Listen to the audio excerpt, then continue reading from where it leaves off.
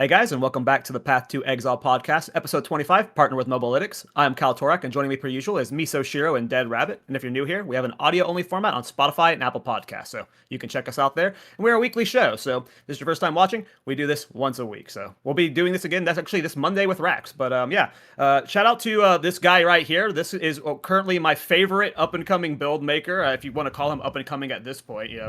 His builds pop off. Prada. You were the first person that finally, to me, like I'm the biggest witch hunter simp, and I've just been waiting for someone to finally start abusing the extra weapon set passives from witch hunter, and you were the first person I saw really like utilizing it for how it should be, and It's broken. yeah, it's awesome, man. Your They're builds are not sick. fair. Welcome. I appreciate it. Let's go. What have you been playing lately? We rocked the Abyssal Lich at the start of League, second character, and we're back on. I'm pretty sure the build that you're referring to, but instead of Whirling Slash, we've got Bone Shatter going, Galv Shards, Plasma Blast. It's pretty much the same thing, just better. Cool. Yeah, That's that build looks that's sick. the latest one. Yeah. Are you gonna be checking out the private league?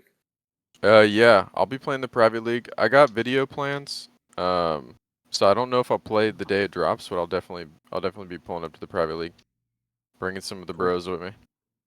Cool. Yeah, we're gonna be talking about the private league a lot today. But yeah, what have you guys been up to, Miso and Rabbit? Before we dive in too deep, Miso, what have you been playing and stuff?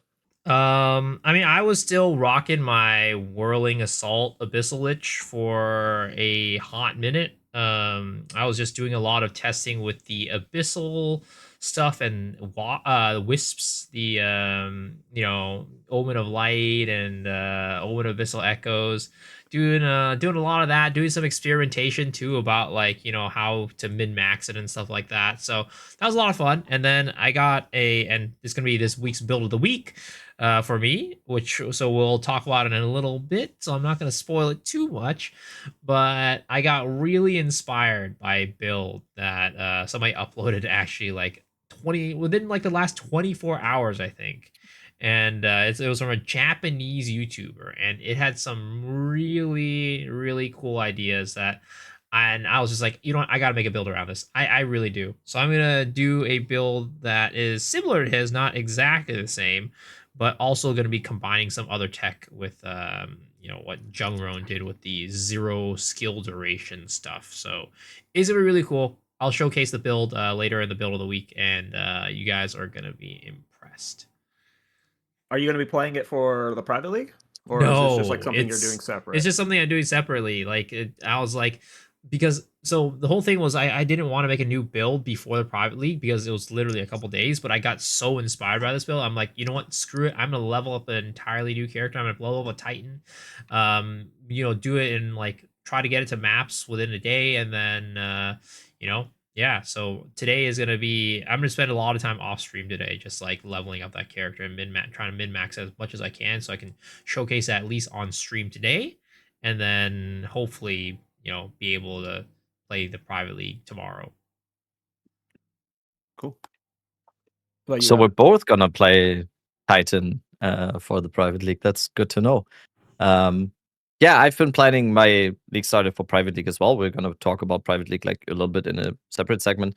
What have I been doing? I've been on the Temporalis build for a little bit. Then a few days ago, I showcased a build from someone from my community who has been like a build maker in my community for quite some time now, who always has like these absolutely crazy, you might call them convoluted, but like in a good sense, builds. And I kind of left him hanging last league because he had a build for me with Adonia's Ego. And this league, I promised to him I will showcase it on my stream and I will do the build. And we did it on stream. And it was probably the craziest damage that I've seen so far. I don't know. We've had like 2 clips because we did a 6-man Zesht with 110 mil and a 6-man Uber Arbiter with 170 mil. And I've not seen Uber Arbiter with 170 mil die this fast. It's on my YouTube if anyone wants to check that out. It's a Adonia's Ego build and based around the power charges and getting those. And it's a crazy build. Shout out to Blade from my community who's amazing at doing builds. But then afterwards I changed to another build again, Oracle Spark, like very high movement speed, very high rarity, to go back to what I personally like a little bit about the character. So now we're back on that, and tomorrow, Private League. Yeah, we'll talk about our private league builds here in a little bit. For me, I finished my supporting fire tactician. That was a really fun character. If like I've been saying on stream, it's my favorite build that I've played of the league. Like kind of like my potion parry Pathfinder was my favorite build to make of the league. That was super satisfying to put together. But if we were to get 0.5 right now with no new weapons, no new ascendancies, I would probably league start the supporting fire tactician. I had a lot of fun playing that build, and it could have been pushed a bit further. In the last few days, I just because I needed to do something until the private league, I finally got around to doing a Thorn Shaman, and I was sleeping on Shaman for Thorns. Like everything about it is like perfect for Thorns. I've got it to work in AFK Simulacrum. I've killed Uber Arbiter. Like it's the best like Thorns has ever looked. I'll have a video guide out for it tomorrow, but yeah, it's been killing time until the private league. But it's been a fun week. I don't know. This league's been fun, man. This is the first build I've played that wasn't a repeat build from a previous league, was Thorns. Like I've played a new build every single time, and like that's just I don't know. Build making feels like it's in a great spot for at least for mid-tier diversity. The middle is a lot thicker with more builds. It feels like. We said it before, right? Build diversity. I don't think and like good question to Prada as well. Like in my opinion, and in this podcast's opinion, it seemed like over the past few weeks, Prada, you think like build diversity has always like, is this the best spot build diversity has ever been in? Yeah. I mean, because the new character got added, but I think it's always been good if you just know where to look and are creative, and you don't run the 3 most popular things in the game. But I know that's an unpopular opinion because people feel like other things aren't competitive with those things, but I think there are some build makers out there that would beg to differ. But yeah, I think Druid unlocked a lot. And I think they're even like the addition of Abyssal Lich, even though, Abyssal Lich, there are some characters that you can get so creative with. Abyssal Lich and Witch Hunter are the 2 like jump out cases where it's like if you can't make something work with those characters, go to sleep on it and wake up and 10 different options, just reveal themselves to you. But there's so many ways that you can get creative and make things that are really, really good. And until your video hits algorithm or a bunch of eyeballs see it in some random place, like nobody knows that there's just this beastly character out there. But I very frequently search on YouTube when I'm looking at builds and like search by new, and you'll just find like these gems with 100 to 200 views very consistently.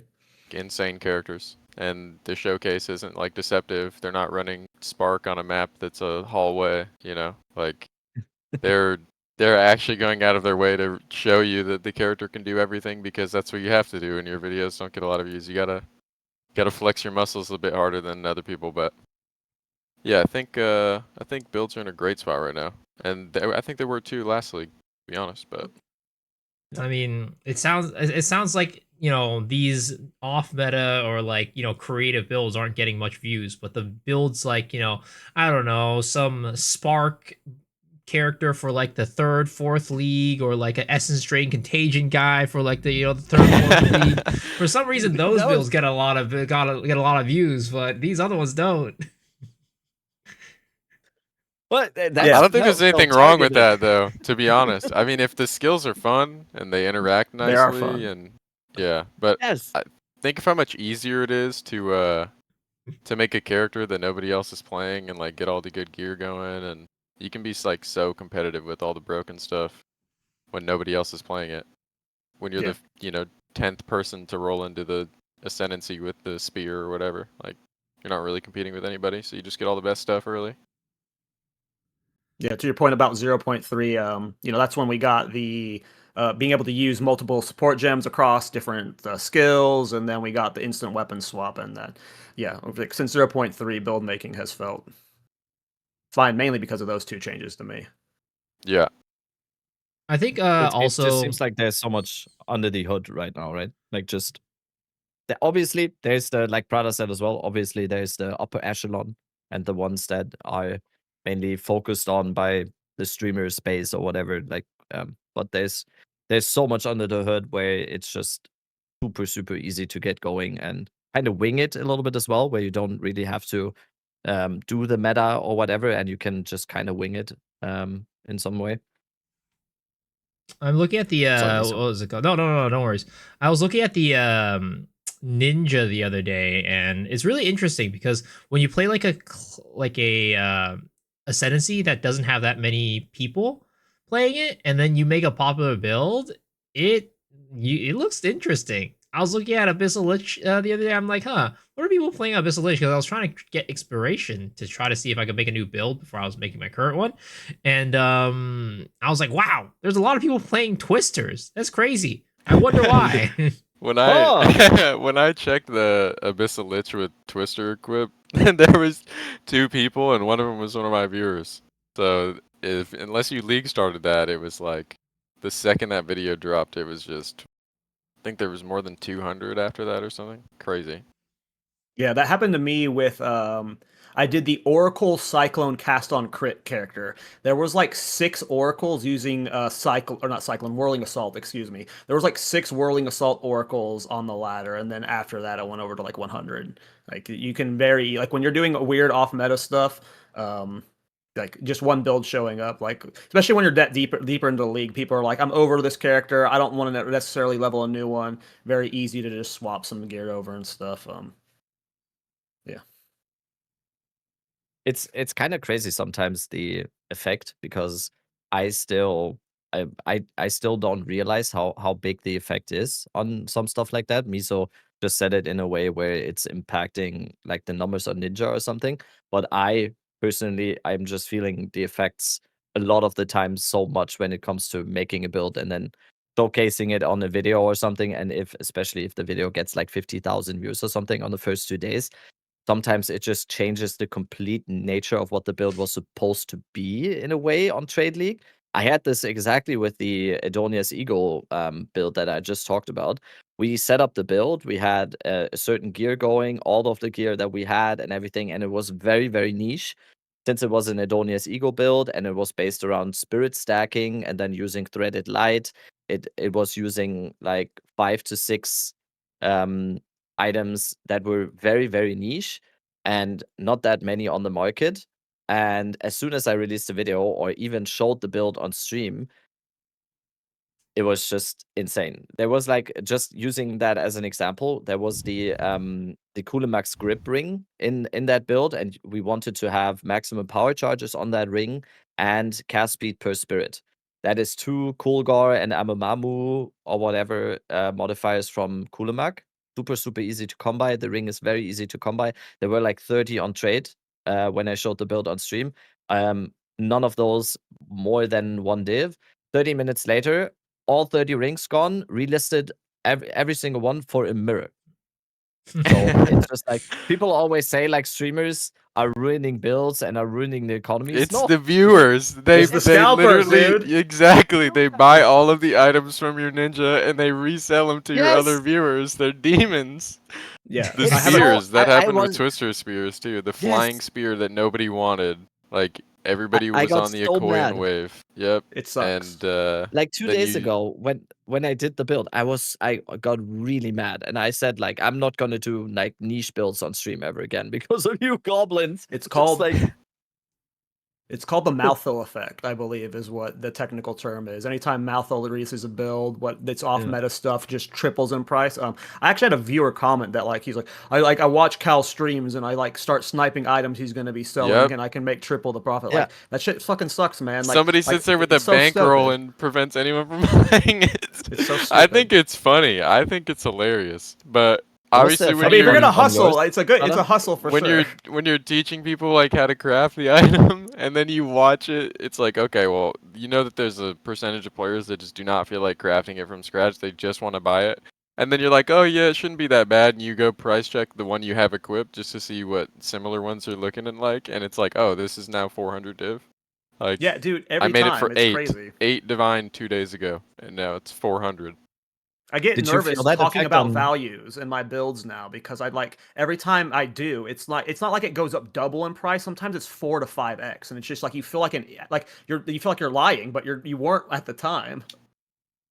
I said 30 Did you div feel in that my. effect, brother? Yeah. Okay. I said 30 div in my guide, and I don't think you can get a single piece of gear for that the whole character's price anymore. But obviously the market changes, but I Yeah. got the entire character online, cooked up all my stuff for like 30 or less, and then at the time there was no headhunter in there, but the headhunter was more than all of my gear combined, and that is not the case anymore on that character. Rip. Unfortunate. I mean, And I it's- know their names too. I can look at the listing and I'm familiar with who these people are. I know exactly who I they see are. you guys every single time. Every Oh, single I'm time just there's a profit build. crafting for the viewers, bro. I'm just I only charge 10 more than what it costed to make. Like, all right, buddy. No, fracturing orbs though shot up crazy. Like trying to start with a good base like that. What are they at, like 10 div now or something? Yeah, they're like 10.7 was when I checked when I ended stream. So if you were trying to buy like a rare just to start a craft and then null it down, like even a fractured crit, I think it was a crossbow I checked last night, 45 div just instantly. And it's like, crazy. okay, well it's about the cost if I was to try to do it myself, and my unlucky ass is instantly losing that, so Yeah. you just It's roll with just the punches. I think it's probably a large part because two factors, right? The first factor being that whenever you want to make a crit weapon, you kind of always have to fracture crit. For the most part, to get it somewhat deterministic, you fracture the crit and then spam chaos on like the increased fizz line or whatever you're going for. And then the other thing is, I heard, and I only ran it one. I only found one of these maps, but what was it, the Immured Fury boss or whatever it's called? Yeah, he's bugged. Yeah, he's bugged. He's like not spawning or something like that. So it's like before you had somewhat of a deterministic way to get fracturing ores, but now it's just like you just gotta, throw caution to the wind and hope you get some good RNG like I did the other day. I was complaining about how I didn't get any fracturing orbs, and literally in one map I found 3. I'm like, what the heck is going on? Well, I'm I don't surprised we think didn't I get a found fracturing orb 3. buff. I don't think I found 3 all league. It was. I Well, you're fully spending so much time in expected. the temple, it's temple I'm enjoy doing over negative rarity corrupted maps. I don't even think I've ran a cleansed map all league. Oh God. It's They were bad. all, yeah. I've done a lot of cleanse maps. I'm at like 7 or 8 for the league. Oh, for fracturing orbs, not cleanse For maps, fractures, like yeah. fracture. Yeah, It's not a okay. good amount. 7 to 8 Okay. is not a good amount for the amount of cleanse maps I've done. I was very surprised it wasn't addressed in a hotfix Same. because I don't think this is supposed to be this way. Fracturing orbs should not be a currency that is that expensive. Even though the inflation in this league is probably something else, so 10 div might be like less in other leagues where the inflation isn't as bad, but it should never be. They should never be this this rare just by the nature of Do you what think they are that supposed to be. maybe it's not common knowledge that the Fury is supposed to drop one for like the average player, so they're just not bug reporting it? Like surely if you're looking at bug reports at GGG, you can tell like the same, you can just keyword search Fury or cleansed boss and see the issue. I don't know if like average casual players even know that he's supposed to drop one every time. How many of them are like running cleanse maps enough to know that, you know what I mean? True. And then they drop one I've here and heard it in my there, or they've stream, but seen one all leagues, so they don't mention it. I don't know. Maybe that's an element to it. I think a very good point also is, especially for that currency type, is shards. I don't really know why we have chance shards, but no fracturing shards.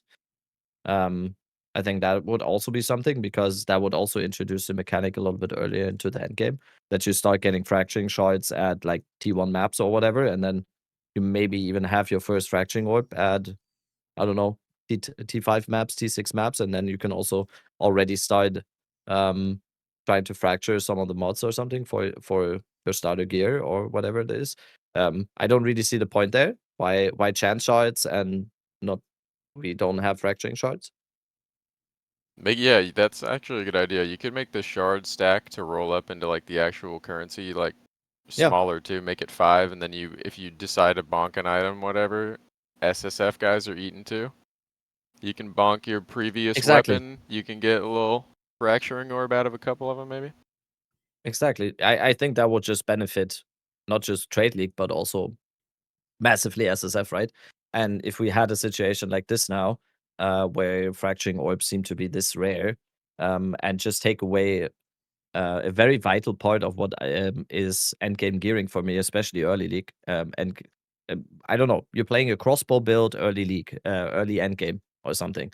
Actually, crafting your own crossbow should be, for most players, even if you are playing trade league, that is the easiest way to get a good weapon early on. That is even easier than scouring trade site for one.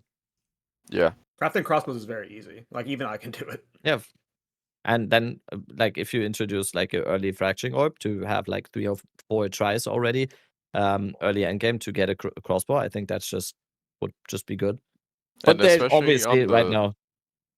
Yeah. the weapons that aren't popular also, that just aren't in anybody's filter, should be the most cost-effective ones to try, right? But every now and then, all it takes is one video. Yeah. All it takes is one video, and you never know when that video is going to come out, and that might get in your way a little bit, but it's fun.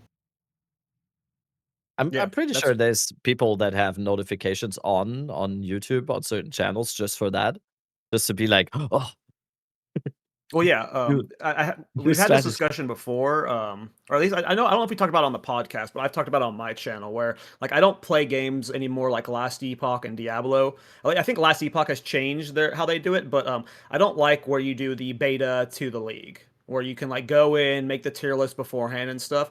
Like, part of the beauty of the Path of Exile leagues is PTR. like. PTR, yeah, excuse me, PTR. Part of the beauty of the Path of Exile leagues is like you never know what like tomorrow's gonna show you, what video is gonna be in your feed that completely changes so many builds or completely changes the market. It's I very much enjoy that aspect of this game, or like why how PoE1 has set up their leagues across or PoE both games, I guess. That was a major complaint early in this game, though. Was remember when Standard could play the content at the same time that the league came out? That was 0.2, right?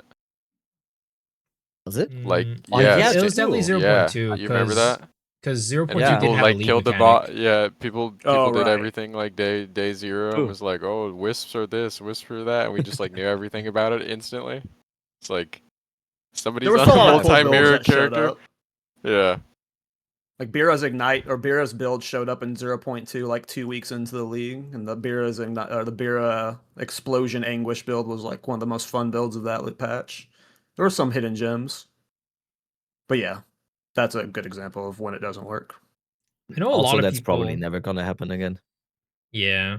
A lot of people do like I remember this was a conversation in 0.3. A lot of these people in 0.3 was like they're like because 0.2 came with quote unquote the mechanic, right? Even though it wasn't a real league mechanic. They're like, why can't standard have like the league mechanic? Because I know there are still, a number of people who don't want to play the league because it requires them to make a new character. So I know there are a number of people who wish that it was that case, but yeah, it's just balance wise doesn't really make sense. And also like they're trying to incentivize people to play the new league. It Yes. spoils everything. When somebody can go watch a YouTube video on the newest boss getting instantly killed, they're gonna go watch the video. And then there's no like cool moments on stream where no one's seen it before.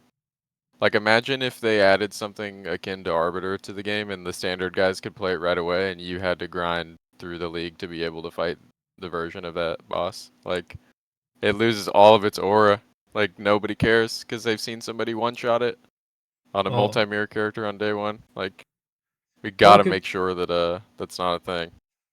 Or it could be the case with that Syria and you could go in there with a 10 Exile character and just one shot her anyways. Yeah, actually.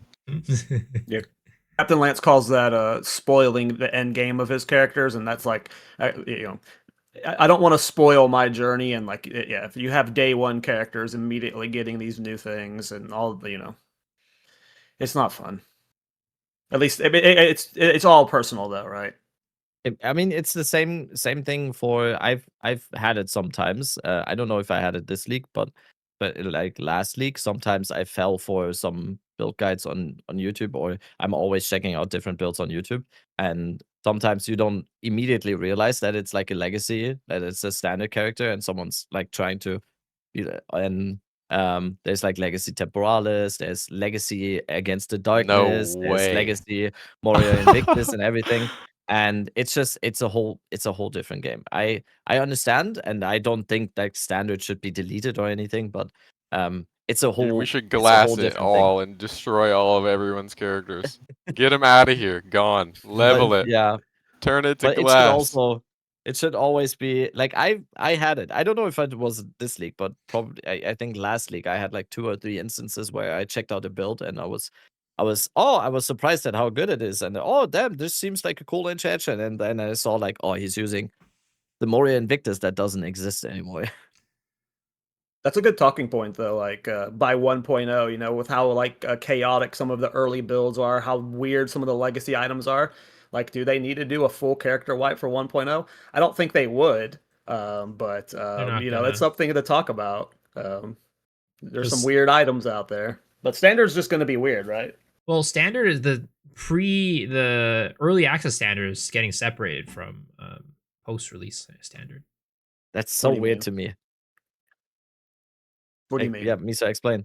So, I mean, it's basically kind of like buckets, right? So, you know how like we have a bucket for standard for players, and then we have a bucket for the league mechanic, right? Or the There's a current third league. bucket that's There's gonna be early access standard. Yes, there is a third bucket that is going to be early access standard.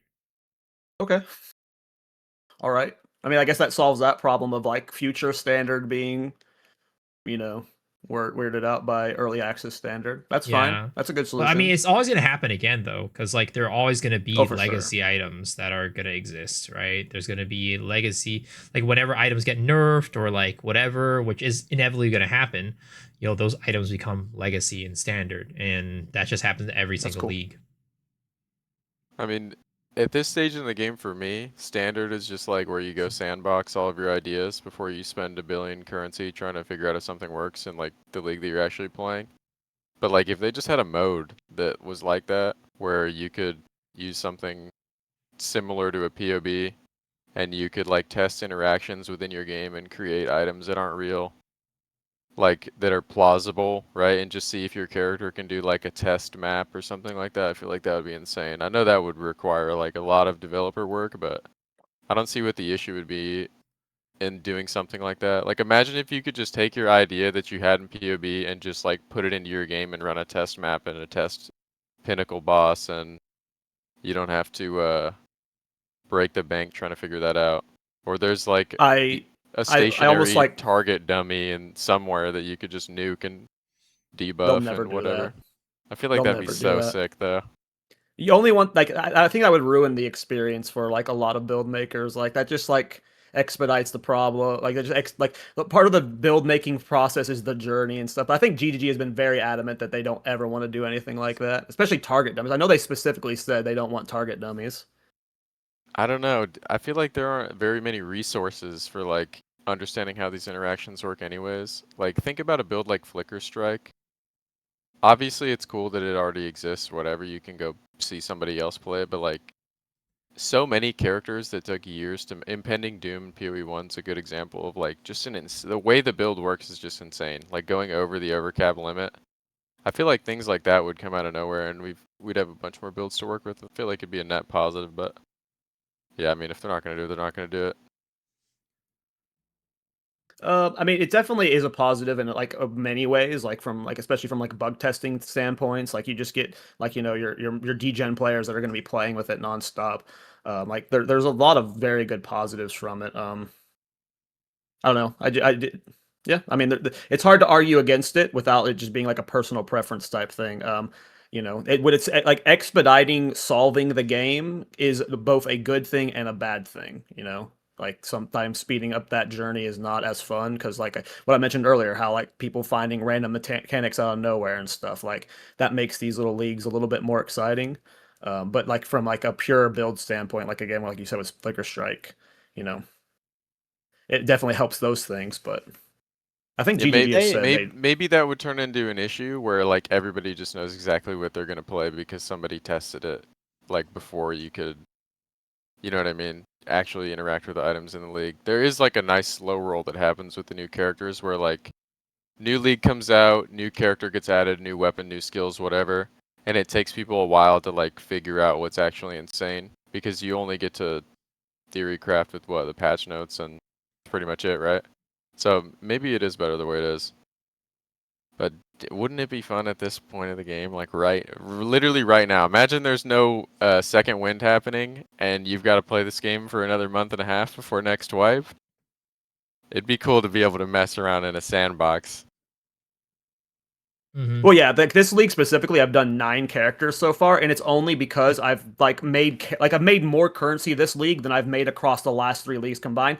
Largely thanks to you and your video. I've been making crafting on bases. You guys we'll make sure it's Yes, linked sir. down below. Prada's filter has been a glorious benefit to me in my currency farming. And the only reason I've made this many builds and been able to push them as far as I have been able to is because of the amount of currency I've made. So like in a sandbox environment, I wouldn't have to you have very good points. It's just, yeah.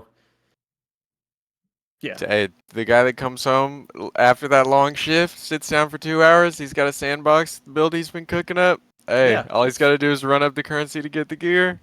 Also, I don't know. like in that kind of context, I always miss just single player. I get it. Like it's a continuously like it's a different world out there now, and there's leagues and there's MTX, there's new supported packs, and there's no league mechanics and whatever. But I don't know if I sound old or something with saying that.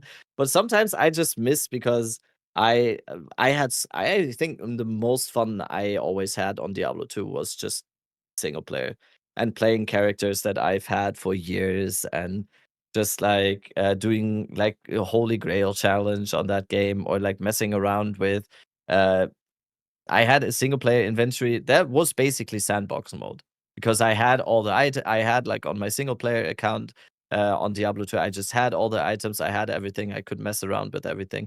And I kind of sometimes I miss that a little bit, the single player thing, then not changing every 3 months type of way. And yeah, it just came to my mind on that topic. Oh yeah, that's fair. I think that's why there are people that play standard for that reason, like that exists. Yeah. Yeah, we should play a drinking game where we go through all the Path to Exile podcast episodes, and like every single time Rabbit mentions Diablo 2, you just gotta take a shot. And die by episode 7.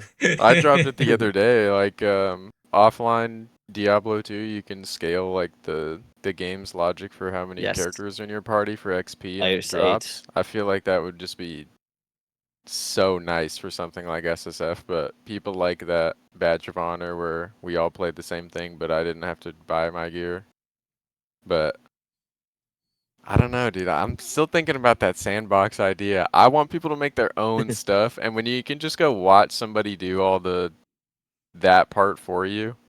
Obviously, it's like kind of ironic because we want people to play our characters and have fun with our characters, but dude, if they could just test bench, just experiment. Yeah, it could 14 be hours like in the game just experimenting like nonsense in that sandbox, but I feel like that could be cool. It's like a hyperbolic time chamber mode. Just go in there and just do all your training and everything. Like, have a training dummy and just min-max the crap out of like everything. They'd also not have to explain how anything works. You wouldn't have to press Alt on anything. You can just go click it and figure out if it works or not. On the topic of training dummy, did they actually say that it's not going to happen? Because that would make me a little Every bit sad. time I brought up training dumbing on my stream, like the chat's like was like, no, they're never doing that. They've said it before. I don't know for sure, but because I don't get that. It doesn't have to be 100% accurate, but I would love just a training dummy because in the stage of QE2 right now, tooltip and POB2 is not accurate enough. There's so many conditionals in the game right now where having an accurately representing tooltip is so hard to do, and it's probably never going to happen that tooltips are going to be 100% accurate and showing what's actually happening. And having a training dummy where you just can set a certain time, or let's say like 10 seconds or whatever. It's close to, for example, World of Warcraft simulations where you have I'm not sure what it was called again, but for my Mythic Plus characters on World of Warcraft and everything, you had like these sims that you're running, and then that was the most accurate representation of damage that you could get. And at least having like a training dummy, and then you can set a time. I'm shooting this or I'm damaging this training dummy for 5 seconds now or 10 seconds now, and you do that 10 times, and you change around, and you can list down, or on this try for the 10 seconds I used Rakiata's Flow, on this 10 seconds I used this combination. Exactly. I think that would be cool. I think that would be very, very cool, because I end up just doing Zesht all the time to test, and it's not accurate at all, because He's become our community training dummy. yes, Except He this gets team is kinda- vaporized by every good idea that's ever existed. And he squashes every bad idea that's ever existed. Like, literally. Just a hand drops from The the sky and hand. tells you your character is trash. It's funny. Yeah. Not to fully like dismiss the whole the sandbox stuff, but like the first step for me would definitely be a target dummy. Like that's something I've advocated for many times. Like I would love a target dummy just because like it's not even just about like the different variables you can test, but there's just so many bugs. Like you waste so much time and then you run into a bug that could have been found out in the hideout. I would love a target dummy personally as like a stepping stone, like the first step towards just any form of in-game testing. Even in, like, let's just imagine that the tooltip is the most accurate thing ever. All the conditional damage you can just like you can in PoB, you can just check apply. If you're using Twister, you can just check that you're standing within a whirling slash. You can check that you've picked up lightning off the ground. Like, even if that was all perfect, you still don't have the monster information, right? Like, you still don't know what your skill is going to do to a monster that's got 45 lightning res, or what a rare that's got, insert mod, like, has armor, whatever. It would just be cool to see how, because you get those gut instincts and feelings that, like, something isn't right when you're, like, testing your character, and it's like, okay, every now and then there's just a rare that just survives for way too long. And it's like, okay, what is it? Then you got to go reverse engineer your whole character, and it's like, okay, whenever there's a monster that's got a ton of armor, because I do so much fizz, just not doing what I needed to do, I need a source of armor break. And it's just like, you're putting duct tape over like that big vat of water that's like got like holes popping up everywhere. And it's like, if you could just see it, it would be so much easier. But I mean, obviously when you get currency, you just out damage all those issues anyways. But early, it's nice to know that, you needed to spend 12 points on lightning pen, or your lightning arrow is doing literally nothing. So yeah, I could think be fun. the last time I heard about the training dummy topic was on the Chinese interview when they were about to come out with Path of Exile in China. I think somebody asked him about the training dummy, and he said no there too. So Gotcha. It's unlikely to come, but hey, I mean, we have been hoping for like async trade for all this time, and we finally got it. So nothing is impossible, to be honest. Either way, we're nerds and we make do. And if you want to watch Zesh get killed over and over and over, don't change a thing, because that is exactly what we're gonna do. The problem with Zesh this league is he's so goddamn expensive to do. Too. Like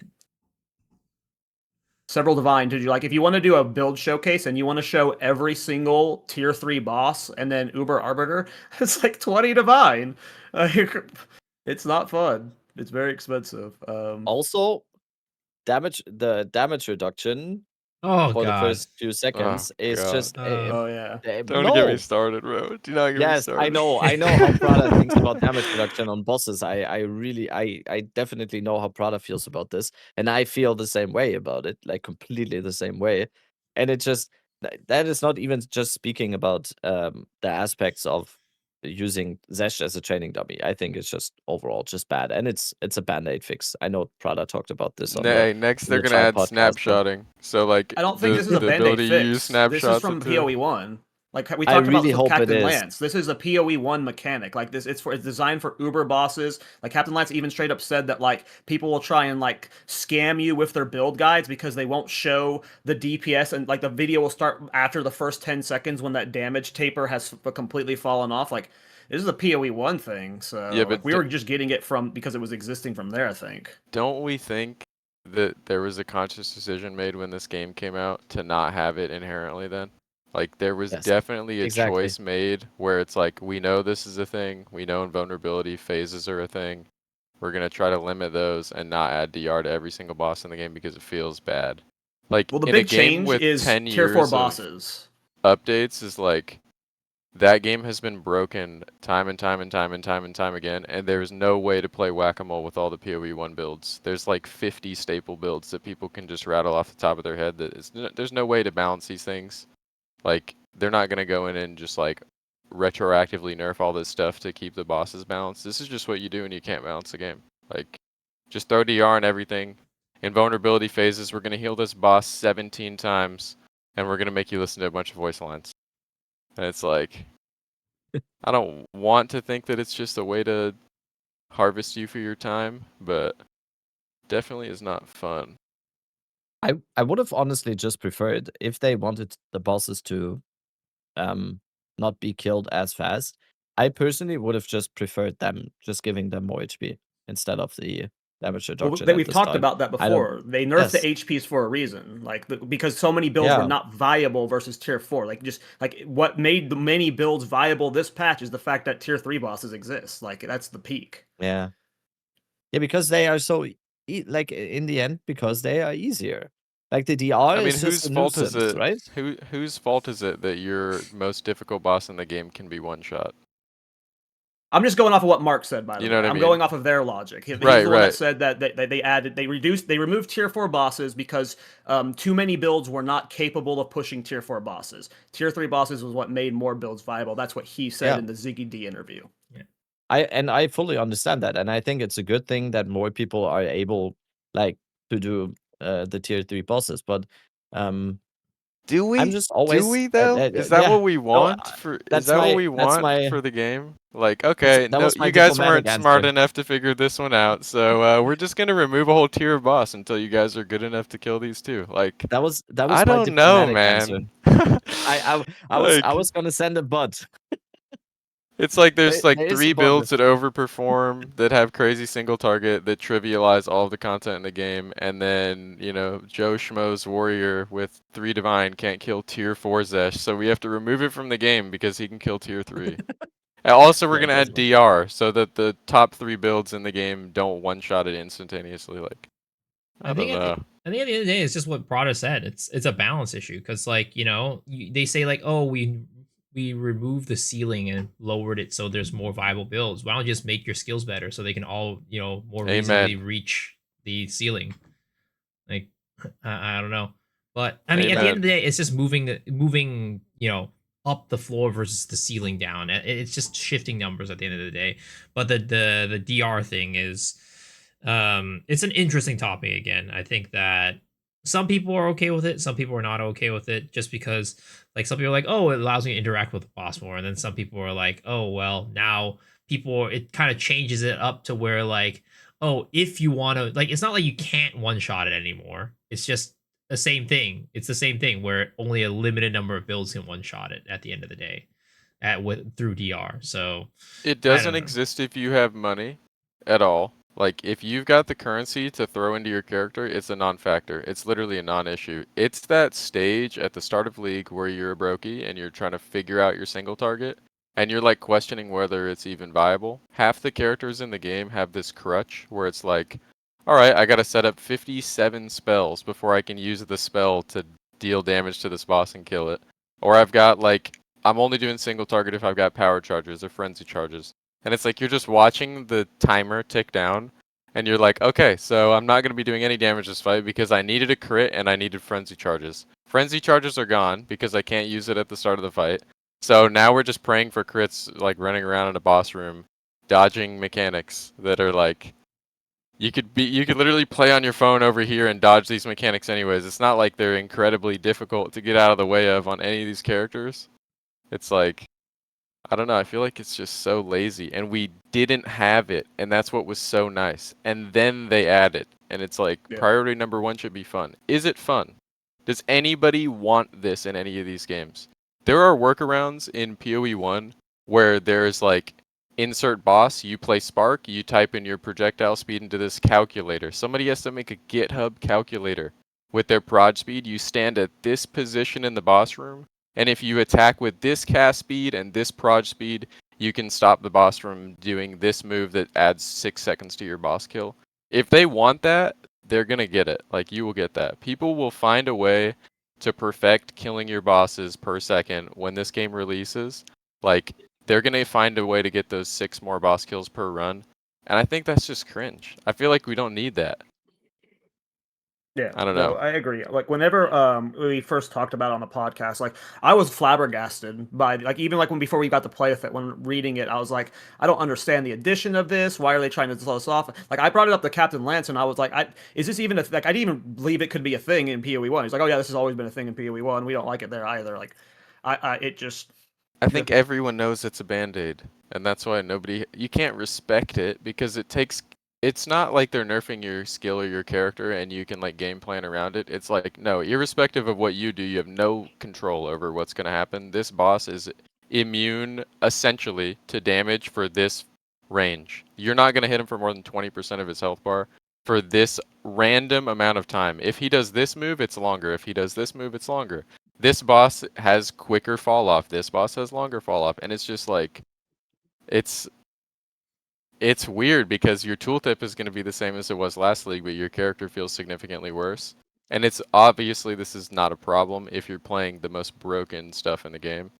Try doing it on a character that isn't inherently broken and just experience it. The worst offender. And again, I think this is like a very divisive. I don't even think it's divisive. Like nobody likes it, right? I just think like it's a matter of like people thinking whether it should exist or not. But like I think when it feels the worst is when you have a boss like the freaking Siren boss in that. Oh my god, dude. It's so annoying because like normally we just blown it up and just moved on, but then now you got to go through that entire like phase where she's like, "Look at my titties," and like now you gotta wait. You gotta hit that twice, because you don't have a mirror to your weapon. Yeah, awesome, love that. Should have played Poison Burst. Yeah, Agreed. I mean, I do think there is a place to have like transition phases and everything, but there should be a purpose for it. And for example, that phase is just a joke. There's nothing happening. It is literally just time wasting. There is no danger in that phase. I don't even know what the move does if you're in the yellow part. Has anybody ever been affected by that? I think you get petrified or something, but you get turned to stone. It's impossible. It's impossible to not dodge. It's impossible. You can move it 3 times faster, and you still wouldn't get hit by it with no movement speed. Well, even when you get turned to stone, you don't die. So what? They're turning you to stone in real life because they take 35 seconds from you that you'll never get back. Yeah, because you're just sitting there like this. Get this phase be over, please. No, I think there is a place for like transition phases and make like epic boss fights. The biggest thing I've been advocating for on this podcast and my biggest wish for Path of Exile to have is like epic boss fights and transition phases. Yes, there is a place for epic boss fights to have a certain transition phase. It's the same for raids in World of Warcraft. It's the same for, I always say, one of my favorite games when it came to just bosses and how bosses functioned in the game was actually Lost Ark. That had a ton of transition phases and the boss fights felt amazing. And you didn't have those immunity phases where you basically just stood around thumbling your twisting your thumbs or whatever, and it was just like, oh, this is gonna be the next phase, and now we have to do this. And I think we need epic boss fights in PoE too. Yeah, and the boss has to make you feel something though, and it has to be convincing, right? Crowbell makes you feel something, okay? It's convincing. I believe he's mad. He's running down that hallway angry as hell. Like, he deserves it. I'll kill that guy as many times as we need to. He can be the only boss in the game with infinity DR. As long as he dies in that pit at the end of the fight, I'm happy. But there are other bosses where they've got these stages, and I'm just not convinced. Like, you know how you hear a song and you're like, this just doesn't move me. Like, I know somebody worked really hard on this song and somebody else might really like it, but this just doesn't move me. There are certain bosses in the game that just don't move me. So it's like, I'm annoyed when this skeleton is like recollecting himself before I fight him. Like, you're not intimidating. You don't scare me. Like, we're not doing this. Do this for a boss that's cool. And then you've got Aziri where it's like, all right, we're going to run into an entirely new arena to fight this. And it's like, and then her health bar is like 4. You do 4 damage and this character is dead. And they just gassed her up really hard. But I know they wanted that one to be like new content. People should be able to tackle a boss. But like, we're doing all these animations and all this yapping just to get one shot anyways, even with the DR. Like, it just doesn't move me. I don't know. Or the Act 4 guy. What's his name once he's in maps? It's not Tavakai anymore. What's his name when he's in maps? No one knows. No one knows his name when he's in maps, but he's still doing the Act 4 yapping about building the weapon. Like, we know what you're doing, bro. Why are you taking 35 seconds of my time to tell me this? It's not relevant to the story anymore. Like, make him spawn in with the weapon, max phase in a arena that's a third the size, and I won't complain.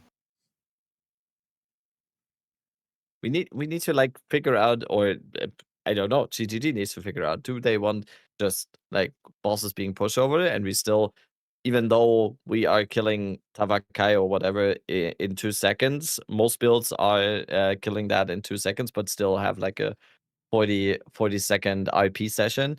But what I'm just advocating for, and what I just want is, yes, we can have all of those. Map bosses might be on multi-mirror builds or on like good builds, might be one-shottable or whatever. Yeah, might be. But at the same time, I think we need actual Uber bosses. I've been saying this for months now on this podcast. I just want, when we got it Siri, and this is the perfect example for this patch again. When we got it Siri and they said, oh, there's a new pinnacle boss and the temple mechanic, and you need to build up to get walking towards the Siri. And I go in there for the first time, and my build thinking was you're gonna not get good whooped. at that stage. You thought you were gonna get whooped, and you destroyed her. On my first Siri kill, my build was not up and running. I think it was like day 2 or something.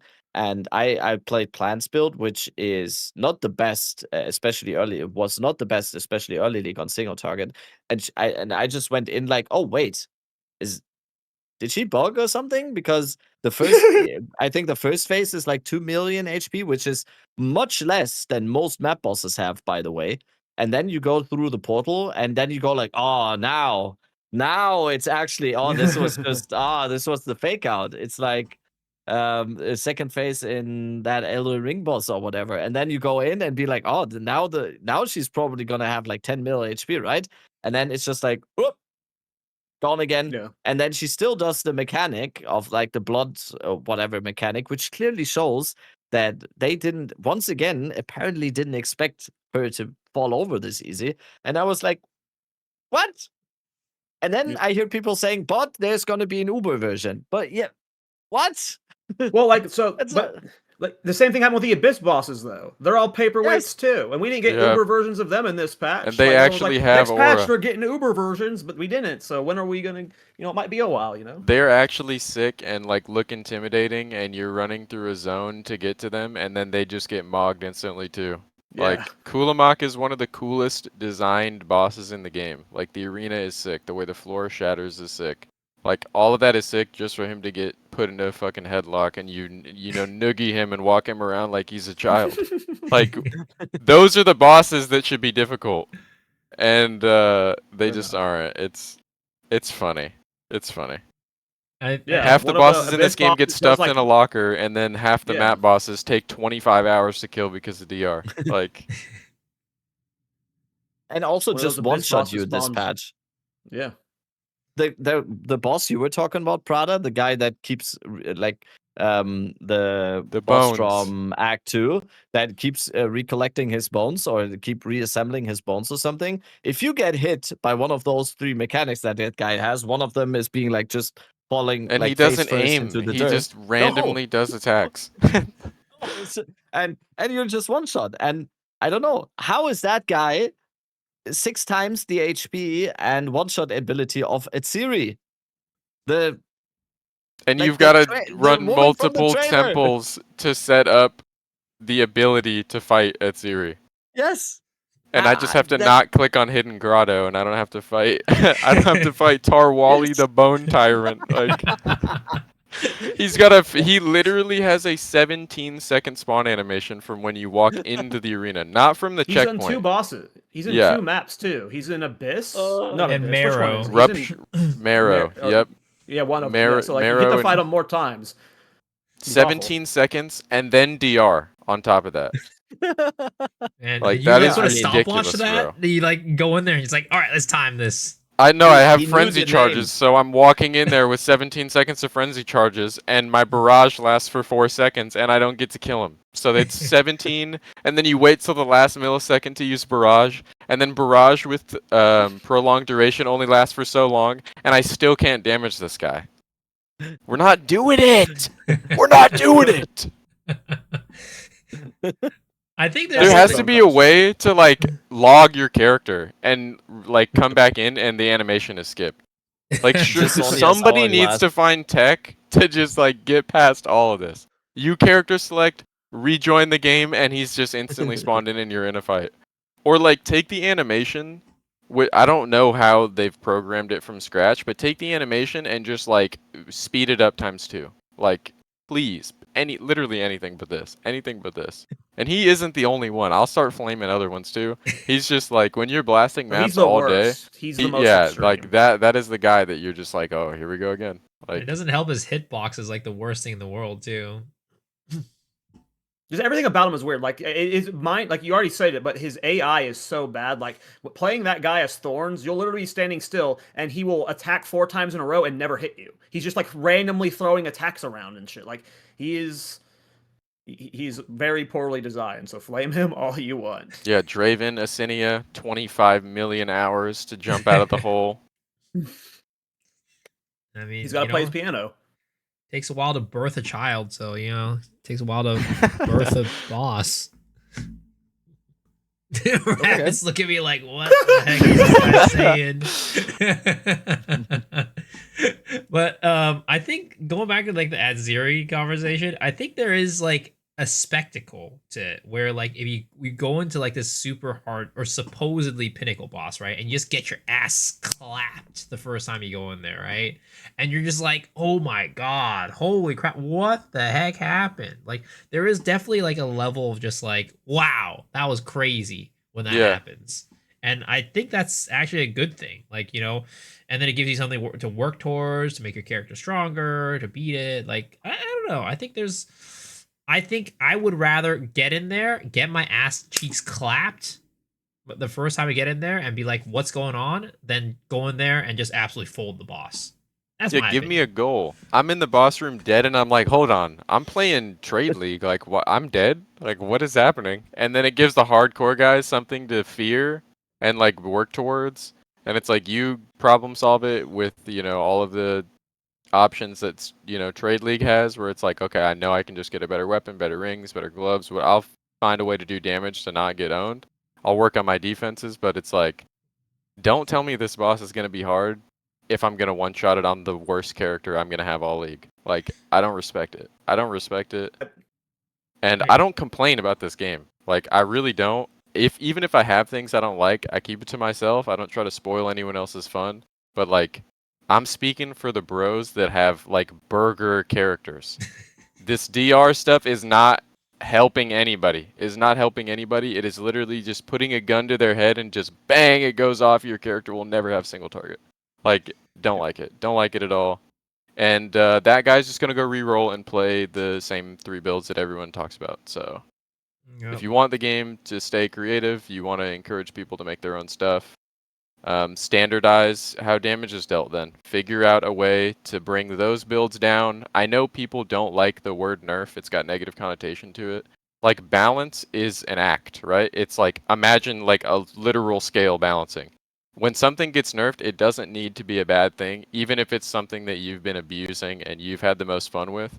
Like, I don't know why we can't look at these things and be like, dude, I got to play Lightning Arrow every league and it was just like, good. And yeah, it's not just good anymore. The lightning rod interaction isn't as good anymore, but it's like, or you could just take the interaction and instead of adding DR to bosses, you could just change it. I mean, that is an example of a time where they did, but it's like all of these things in the game, it's not I can't imagine when half of the skills aren't in the game, half of the weapons aren't in the game, that they can't do the balancing part early.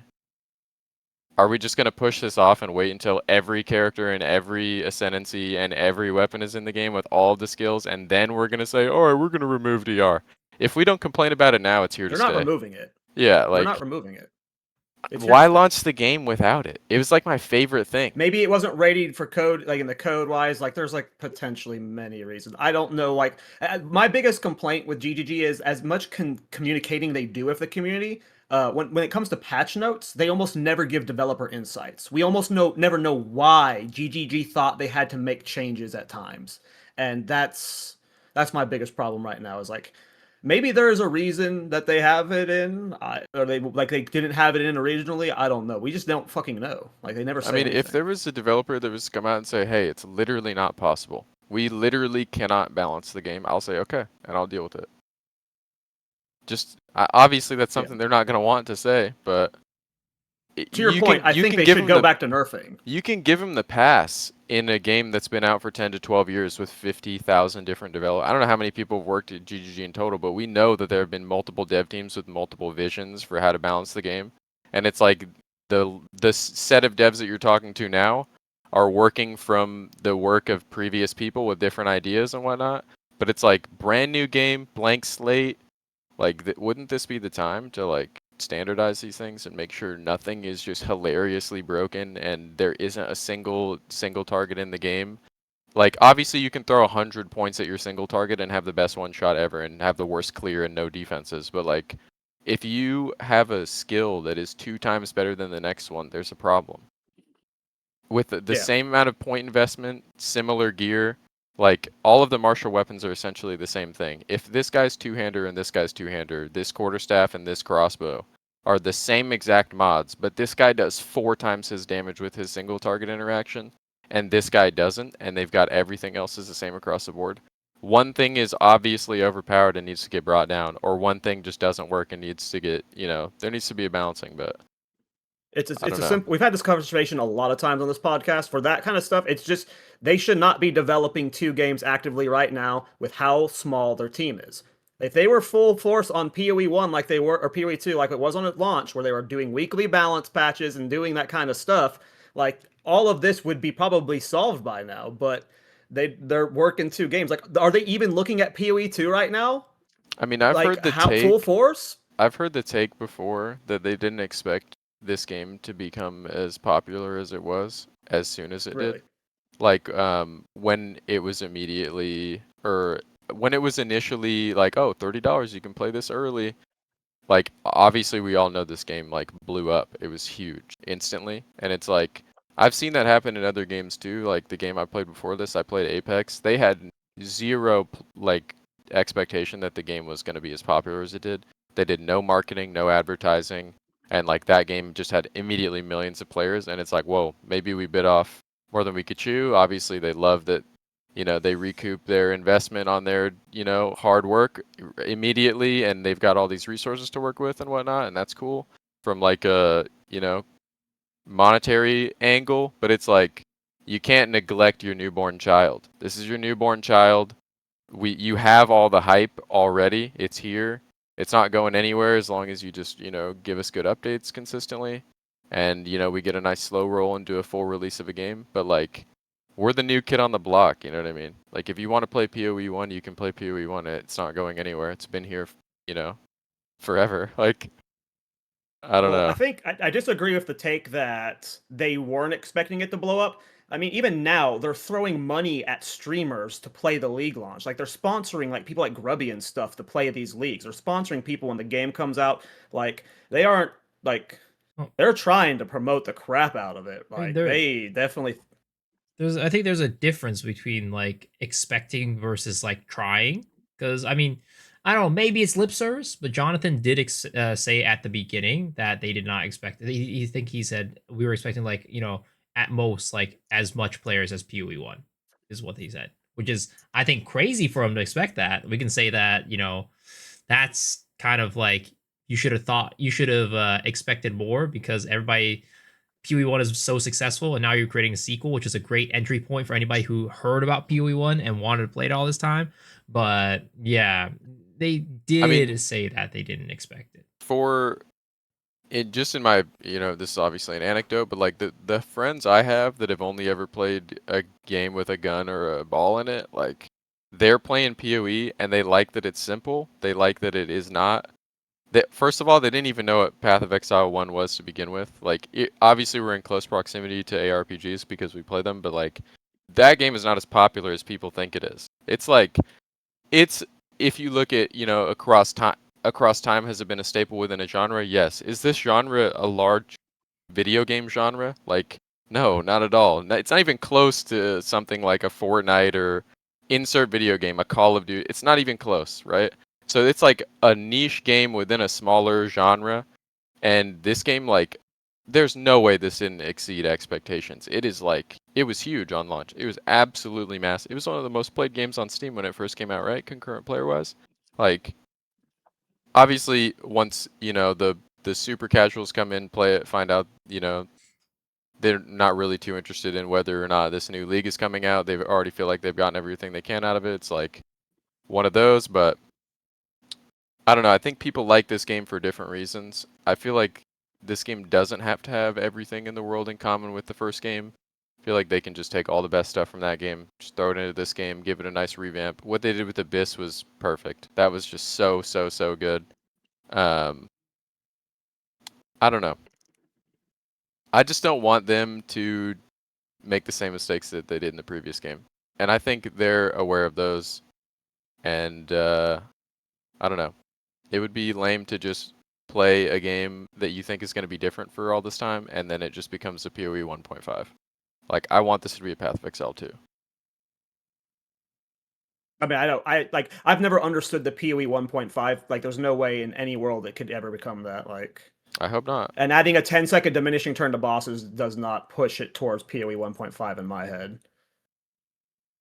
I think it's still very clearly a different game with like they in my opinion, we've had this discussion on the podcast many times. They are stupid for doing the 4-month cycle this early on. Like they were not ready to do a league every 2 months for these games. They should have they're nuts. And you said it yourself. Your baby's not getting the love it needs, and they were not ready for this. And that's where all of this comes from. Like all these weird decision makings and stuff. Like people keep saying that they have 2 teams, but Jonathan said that there are a large amount of people that still work on both games. So while there are some people who are individual on games, the important people are flipping back and forth. And PoE 1 is getting a league soon. The important people are probably going to be focusing on PoE 1, and probably already are starting to get cooking on that stuff. So it's just, I feel like the worst thing to come from all this is that they like want to get people excited for PoE 2, so they'll say on a broadcast with thousands of viewers that this is what their plan is, and then they can't do it in time. I feel like that is the worst of all of these things that we can like pick apart. That one hurts the most when you're expecting an endgame overhaul and now it's like months away, and you wouldn't have had that expectation of them if they didn't say it, right? And then it's just like so easy to just pick it apart because like, there is no promises in development. Obviously, like nobody would say we are 100% going to do an overhaul for 0.4, but why even say it? Don't say it if you're not sure. Obviously, predicting the future 3, months into the future is not, if they could, they would, but they can't, so they don't. And it's just like, don't say it then. Just don't get us all excited. Yeah. And with PoE 2 players specifically, we don't have those good graces built up for like, you constantly see like this is just standard for GGG, and it gets better over time and stuff. But like, like if this was your first league, or like if 0.3 was your first league and then you had all these big hype promises for 0.4, like, that's a gut punch when it's your first time do right by us and don't dangle a carrot in front of our faces. Yeah. We kept talking about it, right? Like towards the end of 0.3, that was all we talked about. It was all we talked about was every single player, everything. And that is just, and it was such a side note on the release stream and everything. And thank God they are just so good at doing these announcement streams and doing these reveal streams for certain leagues, because we were like when I watched it got kind of swept under the rug that after like you had 50 or like 40 minutes of pure fireworks, just like oh my god, and then just like while the last firework is going off, Mark is going like, oh yeah, by the way, all the promises we made in terms of endgame, couldn't really do it, and now we go back to the Ziggy interview, and it was like, oh, okay. Honestly, even though This better be we said insanely this- good then. Yeah. and we said this time and time again on the podcast. Me personally, just speaking from me personally, there's not a game studio anywhere where I have more trust in the process and what they are doing and everything. But Miso said this as well, where I kind of disagreed with him on a few podcasts before, because Miso said, you better be careful though.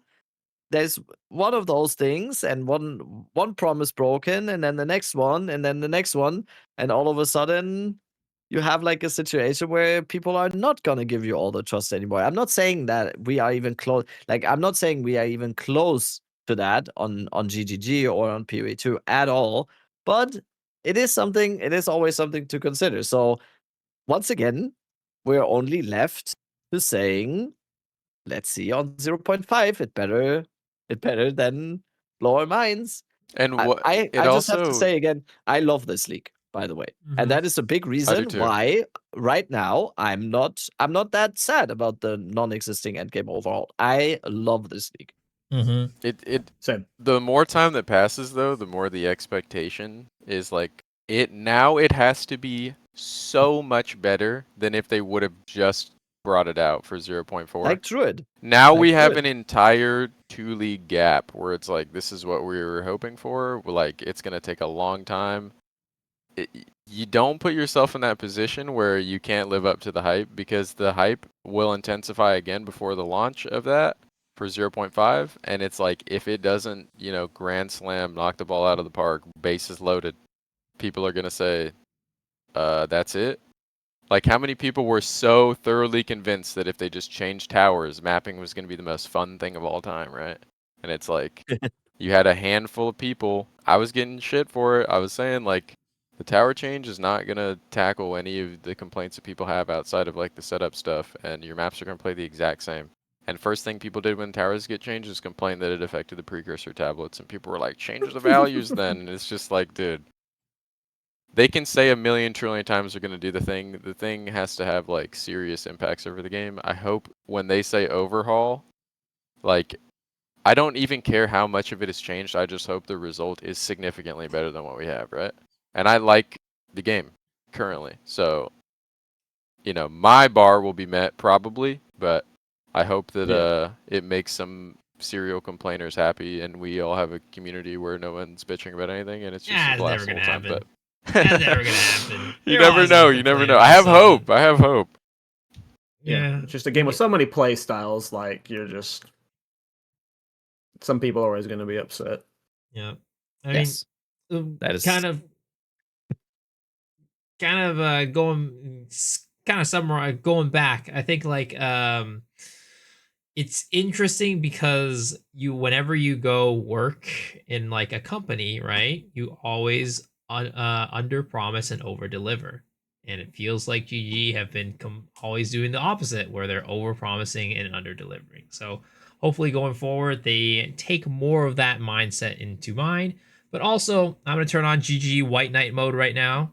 People are in the comments like, oh, Viesel's just white knighting them. Well, that's what I'm doing right now, because to be honest, right, like we all said, we are really enjoying this league a lot, which is really, really positive, right? And they have made, actually, it's like, even though on the surface it doesn't seem like they have made significant changes, it does feel like, there have been significant changes to make the game more enjoyable, which is it's certainly really better good, than it was right? before. Yeah. But, technically, and this is really white knighting at this point, they said they were giving us an endgame overhaul, and we did get an endgame overhaul. 80% of the people aren't playing the old endgame anymore. They're in the temple. The endgame is we do have a new endgame. It's a temple. So, they technically did deliver an endgame overhaul. It's just not in the form that we thought.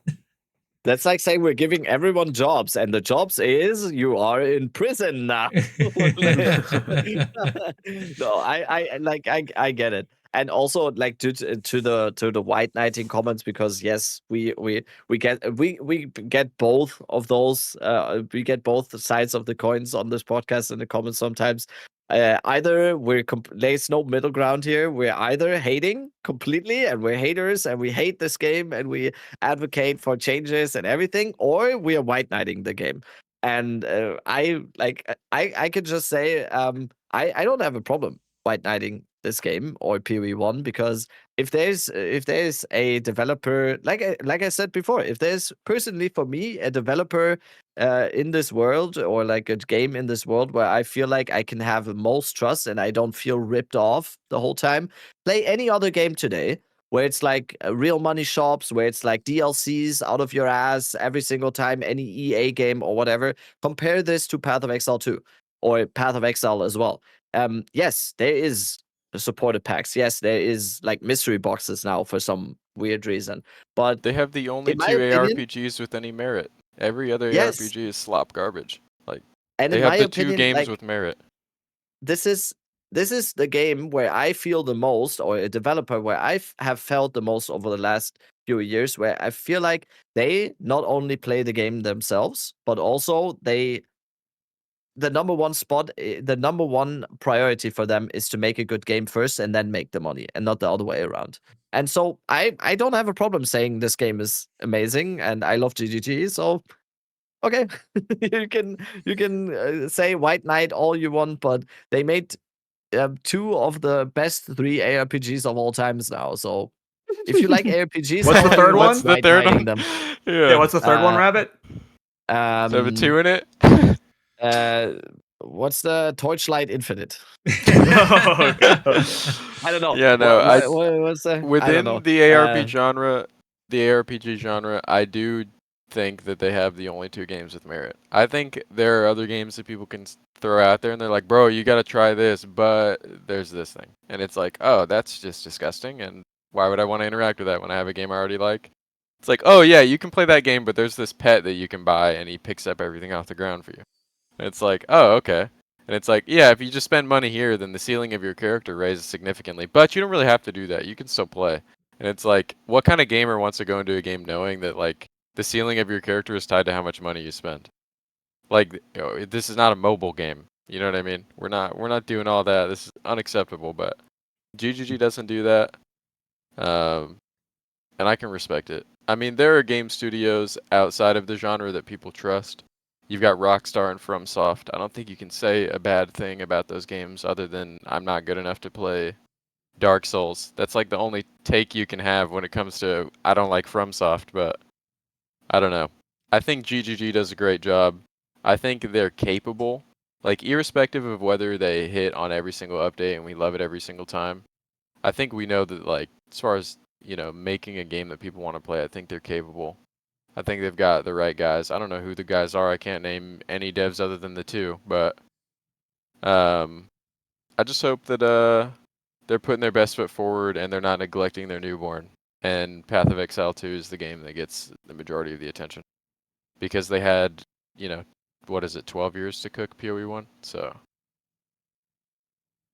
That's a fair point. yeah. That was a fun start to the show. That was what we call the intro to our show, Bro Talk, where we just kind of talk about whatever's on the mind. And I think that is the longest we've ever had Bro Talk go. That was like 90 minutes of us just flowing there. That was because we have the best of thanks bros for on the topics. on the podcast today. Dead Rabbit. We have Me the and best Prada one go of way all back. We were supposed to open the show with talking about the Second Wind League so we could promote it right away, and now we're promoting on the back half of the show. But let's talk about the Second Wind League. Rabbit, did you want to take the point? It's your baby.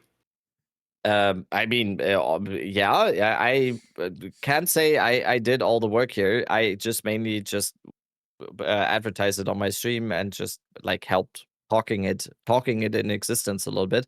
But yeah, I think at this point, I kind of have to say though, most people probably already know about it because it has been completely insane right now. I keep refreshing the private league right now, and we have 13,600 slots on the private league right now, and there's already 16,000 people in there now. So we already got 2,000 slots from GGG the other day. I think they didn't expect them to even fill up because they only gave us 2,000, while other private leagues historically have gotten just completely funded with 15,000 slots or something. So I really hope GGG is just gonna give us some more slots now, because it's getting kind of crazy. But yeah, second win private league starting probably in a few hours after this podcast releases. It's just going to be softcore trade. It's not going to be any special modifiers or whatever. The special thing about the private league is going to be that there's going to be bounties. We had some special set bounties set out from this podcast sponsor Mobalytics as well, because Mobalytics is also sponsoring the private league a little bit. We have some set bounties, and now people have also started to add their own bounties now. So there's like a bounty for anything now. They just now today, someone, Guy That Dies, actually, shout out to Guy That Dies, one of the best street runners in the community as well. He just did a bounty for 1,000 Australian dollars for the first level 100. But most of the other bounties, I will say, are not based around the like sweaty aspect, I would call it. Just like the first to Uber Arbiter, first to that, first to this, first to this.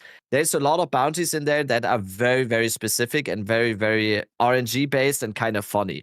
Like double corrupting a headhunter, or like fighting Arbiter naked, or like killing Citadel Geonor before after he recites his whole poem, or like stupid and crazy stuff like that. So the private league is going to be super, super fun. The first thing people always ask is, why even do a private league, or what's the point of a private league?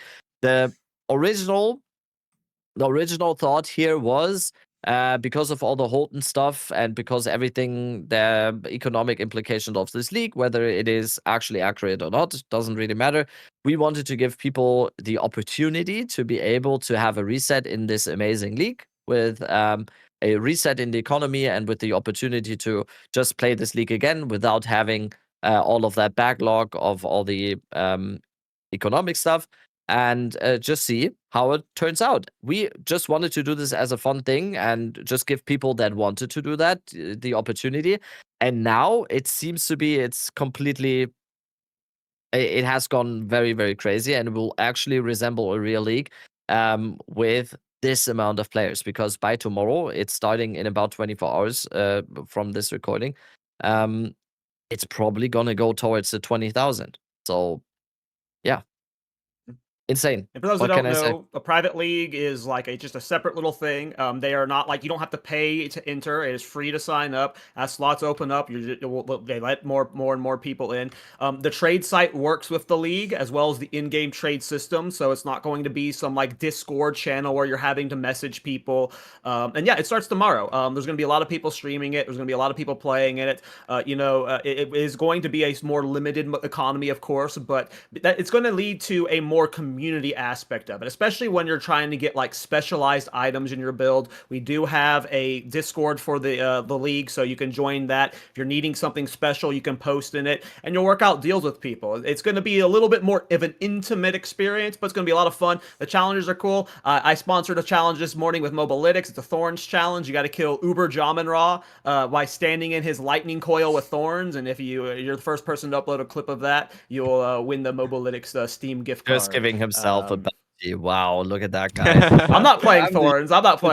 Speaking of builds, though, what's everyone playing for the league? I am going to go Culling Strike Witch Hunter per usual. I do Witch Hunter builds all the time, but I'm going to be doing an Int Stacker. There's this, I always forget the name. It's like called like Black Knight Tenant or something. It's like convert your int, what you gain from int to evasion. It's like every 2 int you get gives you 1% evasion. So I'm gonna try doing some weird int stacking, evasion conversion with Hyri's Ire to get a super big sorcery ward, and I'm gonna try and play like Spark with it. So we'll see how it goes. Misa, what's your go-to? You already talked about it a little bit, right? Yeah, I mean, Right. so the build that I'm going is not the build that I was talking about earlier, because that's something I'm building on regular Oh yeah. trade. I mean, maybe I might go something similar to it. We'll see. But the original plan was to go what is it called? It was to go Ostrix's Napalm Wolves. That looks cool, by the way. That build's sick. Yeah, I think that was one of the. That might have been what I wanted to showcase this week. Was the exploding wolves? I did that. I don't I already remember actually. showcased it like Oh, you 2 did weeks that ago. last week. Yeah, Yeah, never mind. Never mind. Never mind. Yeah, yeah. The exploding wolves is cool. That'd be a cool league starter for sure. You gonna be? I'm gonna. You said you won't be playing on League Start, Prada?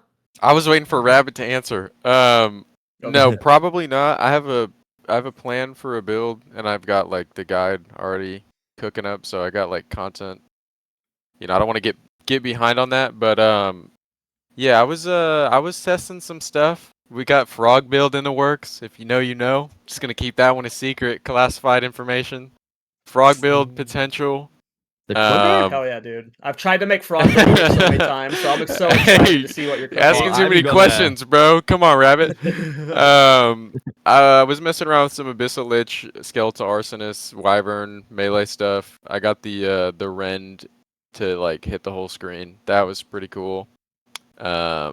Maybe we try that. I feel like that doesn't require too much setup for that could be a cool league start. Maybe we pull up with that. I haven't thought about it. I really haven't, but don't sleep on Abyssal Lich. Ever since that quiver came out, people have asked me to make a build with that, so I'm gonna be very, very, very excited to see that one. It's got potential. Yeah, it does it. I'm gonna have a I'm just smile gonna burnt leave it into there. my face. I'm not gonna sit here and act like it's insane, Okay. but it's funny. It's funny. I'm not gonna. I mean, I'm that not gonna was ask every too many test I questions. did with the quiver for the frog. I'm not Was gonna like ask too every many time I questions. tested, it was That's like, how. oh, this could be funny. The frogs boom really big. I'll say that. There's a big I'm boom. excited. I'm I excited. wanna see that. Speaking of booming really big, I'm just gonna do I'm gonna do explosive shot Titan. I did explosive shot on a Titan in 0.2, I think, and it was like in that patch. It was one of my favorite builds, and um, since I haven't really done grenade leveling so far and haven't really even played grenade so far, and everyone's just telling me how good grenade is, especially during the leveling process and then early league. I'm just gonna do explosive shot on a Titan. I think it's gonna be really good actually, and I'm kind of surprised that ascendancy is not still underrated for some reason. We've been singing the Titan praise on this podcast for a long time now, and it's even better now, especially if you're like the notes are just insane. Hulking form, everyone knows. 15% more maximum life, just insane. And then the 80% more armor from the body armor. And then also immediately at the start area of the warrior, you also have another node with 80% armor from a body armor. And then you have Brass Dome. I was just doing some POB today, and there were armor numbers that looked very, very nice. With like Yes. 2,900 life, with like 30k armor or something. I think it's gonna be amazing. We'll see. We'll see. I'm really excited for this build. It's just it's nothing. It's like not revolutionary. It's just doing explosive shot and explosive grenade on an ascendancy that is barely used for the build archetype. So it's it's gonna be fun. That sounds fun. Yeah, Titan. I mean, we love Titan on this podcast. It is very build enabling. Yeah. Okay. That's the private league. We will all be playing in it. We'll have it pinned or linked down below in the YouTube VOD. Let's go on to the State of the Temple. Once again, Temple got some buffs and changes and reverts to changes since the last episode that we did with Ziggy D. I still, I keep re-rolling, so, every time I start getting a Temple Snake going, I move on to the next character. I'm actually going to be playing this private league, and I'm going to try and commit to this character for a few weeks to maybe a month to see if I can get a good Temple built out on it. But what are your guys' thoughts on, I guess, all of the changes before we talk about, the chaoticness of those changes? Miso, let's start with you. I mean, overall, I think Temple is probably in a place that is GG at least. I don't think they're gonna make any changes to anymore. I think that it's easy enough to. Well, I mean, still at the end of the day, a pretty complicated system, so it's gonna take a lot of people some time to learn. But once you learn it, once you get it going, it's actually a lot easier to build now, which is great. People are building up their temples relatively quickly, and when you get that thing up, it is still goddamn juicy. I think I saw Fubgun's number being like 200 div an hour, or like even more than that, or something like that. Maybe it was like 400 div. I don't remember how many. It was pretty dang high. So even higher than pre-nerf numbers. So that thing is still printing. That thing is still absolutely printing. For me, I am not doing like the traditional temple because I recently swapped characters, and it's like, okay, well, now I gotta set up the whole thing again. I might set it up on this current character, we'll see. But I've been doing Atsiri rushing. I've been doing that farm, and we kind of hit some big regalias. I heard about that. Yeah, I'm on the same quest as you. I saw a short that showed me that you basically like. Didn't you slam a 300 instantly? I know. So I energy shield. I found a 300% energy shield, and then it's the short, and I was like, should I Vaal it? Should I not Vaal? I feel like it's a crime not to Vaal it. So then we Vaalled it and did a cultivation orb, and it absolutely destroyed. I mean, just destroyed it. But what happened to it? I mean, you gotta go watch his short. Don't even answer. Go watch the short to find out what happened. My bad. But it was rough. But I got that one, and then before that, like 2 days ago, I found another one that was a hybrid armor energy shield. But then I slammed it, got rid of the life cost for the skills, got flat energy shield and 15% cost reduction. So that sold for about 400 divs. So it's pretty good. Nice. I'm also doing the boss rush. We've had a couple temples set up where I can get her every other run. Like, just got to replace my room. But I griefed and I connected. Well, I didn't know it was possible, but I placed a node that connected my new key room, like the access room, to my outside chain.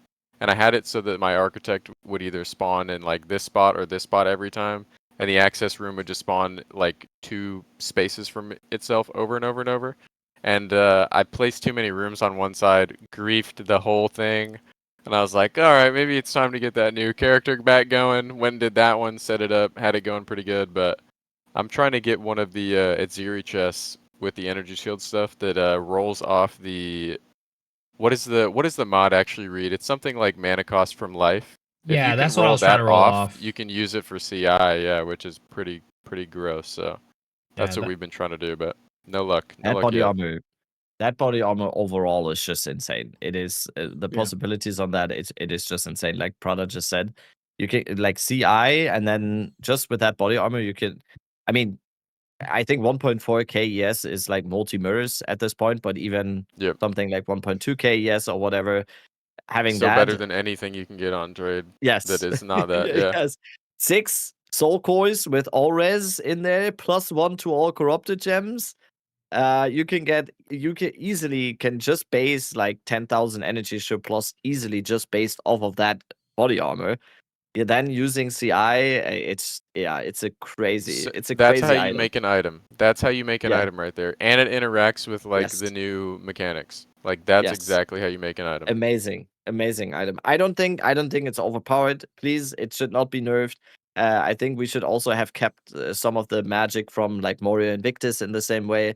I think Uber Arbiter should have like items that are crazy like that. And no, I love that. It's probably one of my favorite things about the temple. That it's so good that it doesn't even matter if you crangle off like the all LA that's already on it. Like literally no one cares what mod it loses as long as you keep your defenses, because the implicit is like fixed. Like it's never gonna change. Like that item is actually great.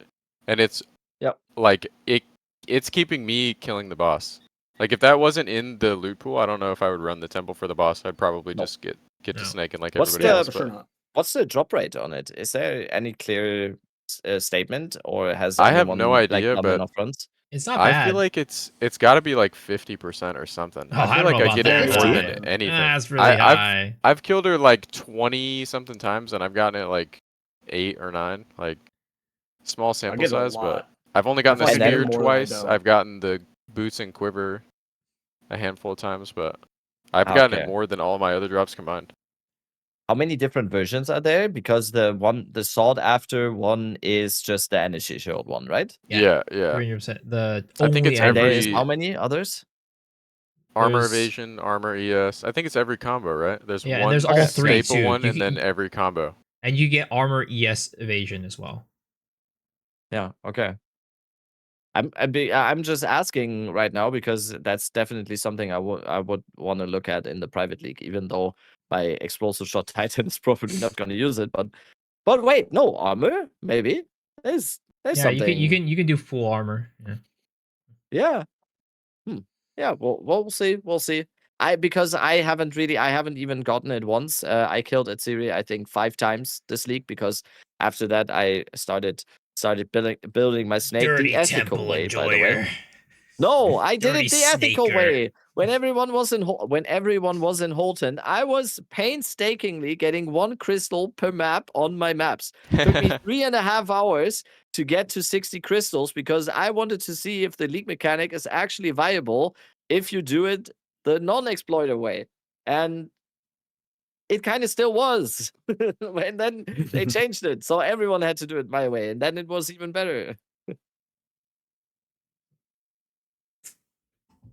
Yeah, I mean, I still really don't get to dive too much into Atziri or the temple. Like, I'll kill Atziri a few times on each character, and then I'm really looking forward to it being account wide. Miso, you already said that you don't think we're getting any more temple updates. I know last week on Ziggy D, he was predicting a 0.4.1, but at this point, like, it would have to drop within like, the next 12 hours or something, right? Like, I don't know if we're getting a 0.4.1 or any more updates. I think they would have point. said something by now. Yeah. I'm not sure about 0.3.1 and 0.2.1, but I'm pretty sure they announced that patch happening beforehand, right? They at least said like there's gonna be one, and they didn't say so, anything. Yeah, this they one. alluded to like tower changes coming and stuff. Like, yeah. Yeah. So I don't think we're getting updates. Yeah. Do you think it goes core as is? As is? Like, well, obviously it comes going core will come with like tablets, and then it'll come with like its own what is it called, Atlas passive tree. So like as is not technically as is. It would come with whatever comes with. I think like, there are going to be a lot of got when it went core. There'll be a lot of. I hope tweaks. it does. I think the temple is amazing as a concept. There just needs to be adjustments. I think the ceiling needs to be raised. I think Sir Gog said in a podcast that I listened to today. He had like a very, very nice way of putting it. And like, there's always a naive approach to certain strategies where it's like that should also be worth the naive approach should always also be working in a certain way.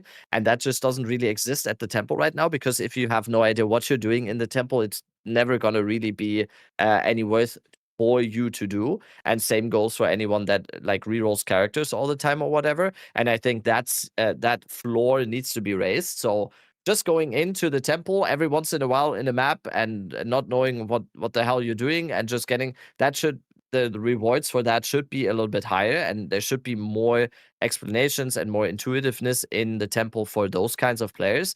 And obviously, even with the nerfs right now, the temple is still too insane at the top level. It is still like on the top level. I have a super scuffed temple. I have 60 rooms. It's not optimized at all. It's not like the Russian tech and the crazy stuff and whatever. And it still blows most of the other strategies out of the water just by the nature of it being so simple. You just go in, you get the things, and you're going out. There's other strategies that are probably as good when it comes to just raw currency making, but it's just like it's a new thing on the block. It's nice to do, and that's why it's good. I think on its own, the temple is just amazing, and I think we need to keep it. It needs to go core with adjustments, obviously, but I love the progression aspect. It reminds me a little bit of a Delph kind of thing, a little bit, where it's just like scaling progression. I love that part, but yeah, in this patch, it was a little bit goofed. I think they're certainly happy with how many people are playing it. Just like it was well received in that way. I think the potential of it enticed a lot of people that maybe not would have interacted with it if they didn't see people printing. You know what I mean? And yeah, I'm also curious to see like what they're gonna do to raise the loot for, because if you think about it, when it say we're into, I don't know, 0.7 or something, and this is just like a mechanic that's in the game in its current form, it would not be competitive with something as simple as like just throwing Abyss or Breach on your map. Like nobody would use this tablet, you know what I mean, unless it was this broken at the top end. I do think that I don't know if they're going to do it this league or if it's going to be like something that they retroactively destroy, but I don't think there's any world where this survives. Like long term, I don't think that we're going to get into, version 1.0 of the game and like people are dropping 200 div in a temple run. Like No.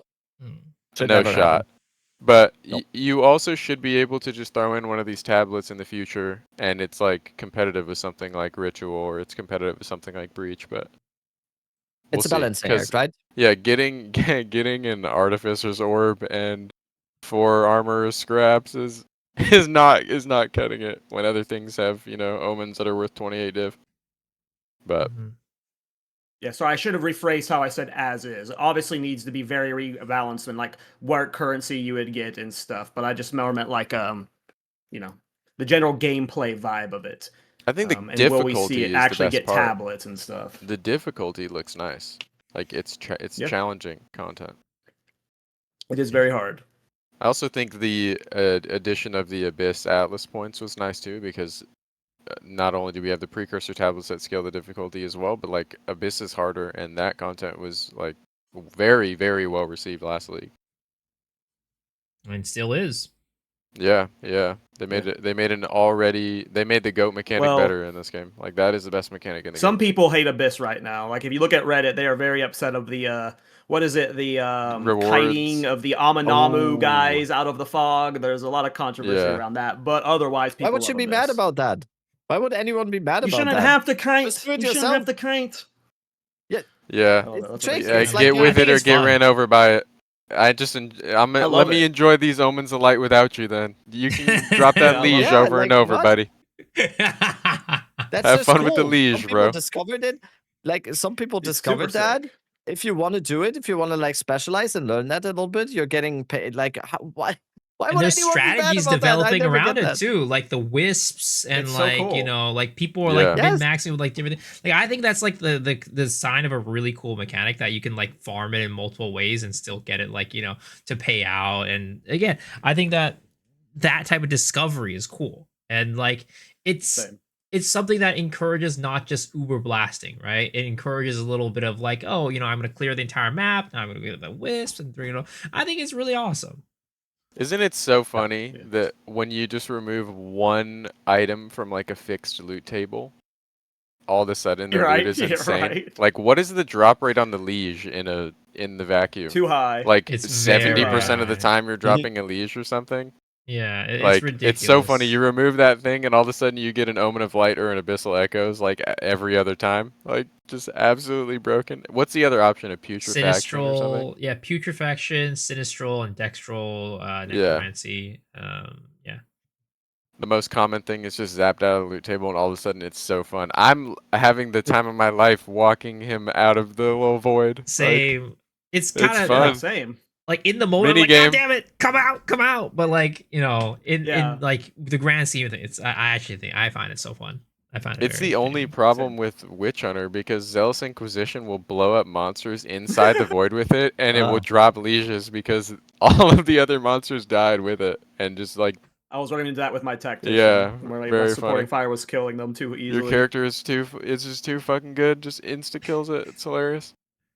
I think it's cool. I love that. Like, yeah, like the complaint was like, my build's not good at kiting them out. Well, then you don't do this farm. Like, there's builds that Yeah, you're. there's other like, farms. You got, there's other I mean, farms. I but think that's like it's cool. It's I just think that's FOMO. It's a thing that's kind of like baked into Path of Exile 2, and I don't know if it's like gonna be this way forever, but in Path of Exile 1 you have a lot of different farms that you have builds that are specialized for those farms. Like you're not gonna do like if you making a cloister character, which was what my character was doing. I wasn't really able to do like T17 strongbox farming because mine was focused on clearing big packs really quickly, right? Whereas if you're doing T17 Strongbox, you're going to want to have a little more beefy character, do a little more damage, something like that. Or like a Delve character is going to be completely different than my character, right? So I think like we're moving towards that point where there are different types of specialized farms where, certain builds are better at certain farms than others. And I think that's totally fine. Yes. Leave it to Misa to be doing tier 17 strongbox farming. It's always him doing the goofy I wasn't stuff. doing that. I was doing cloisters. I was doing stack dicks, all right? But oh, you're talking about in PoE 1. I thought you were doing that in PoE 2. No, not in PoE 2. PoE 1. PoE 1. PoE 1. But tier 17 is not PoE 2. Yeah. I think there's something you said about like, having a build that's specialized for a certain thing and, not being able, because for the entirety of PoE 2's existence, every build was able to do everything, right? So I think having a little bit more specialization isn't like a bad thing. And that is also just that is such a specialized thing. That is not even just like, oh, my build isn't able to do this pinnacle boss for some weird reason. That is such a weird, like, special interaction that is probably never gonna happen. If you really want to do it, then come on. Then then just do it. That's how the games like this work. That's what makes video games fun. Yes. This little quirk should stay in forever. Keep it in forever. Don't change it a bit. Like, I know it's unintended, but these quirky things are is things it unintended? that people will remember we don't forever. know. Yeah, we don't know it's unintended. Yeah. I mean, it could be intended. Well, I think it would be a shame if... don't you think people would have found it before, it was existing last league, too. Okay, the shit. But I don't think it was very widespread. Let me zip my lips then. It doesn't even exist. You guys are all... I don't even know what you guys are talking about. It's not even a real thing. Like, for example, I actually went and checked. From a theme perspective, it makes sense. It does. I actually went back and checked last night. I was like, did it really exist last night? I don't know. And then I saw my character. I was like, is it like, I don't remember getting this many Omens of Lieges last league. And then I went to my standard character and I was like, wait a second. I have like 180 Omens of Lieges and like 20 of each other Omen. So it definitely existed last league. But I think we just didn't keep pay mind to it. There is a nice place for tech like that in the game. Like, if you know about Fight Club, you know. Like, that should not go anywhere. Like, that things like that are perfect. I'm not going to say what it is, but if you know, you know. And those are what makes video games memorable. If everything just gets nipped in the bud and, 3 people get to have fun with it, then it hits Reddit and, you miss out because you weren't chronically online. Like, I think it's cool that these things are in the game. I think they should stay. I think there should be more. Yeah. And also, kind of... little Easter eggs.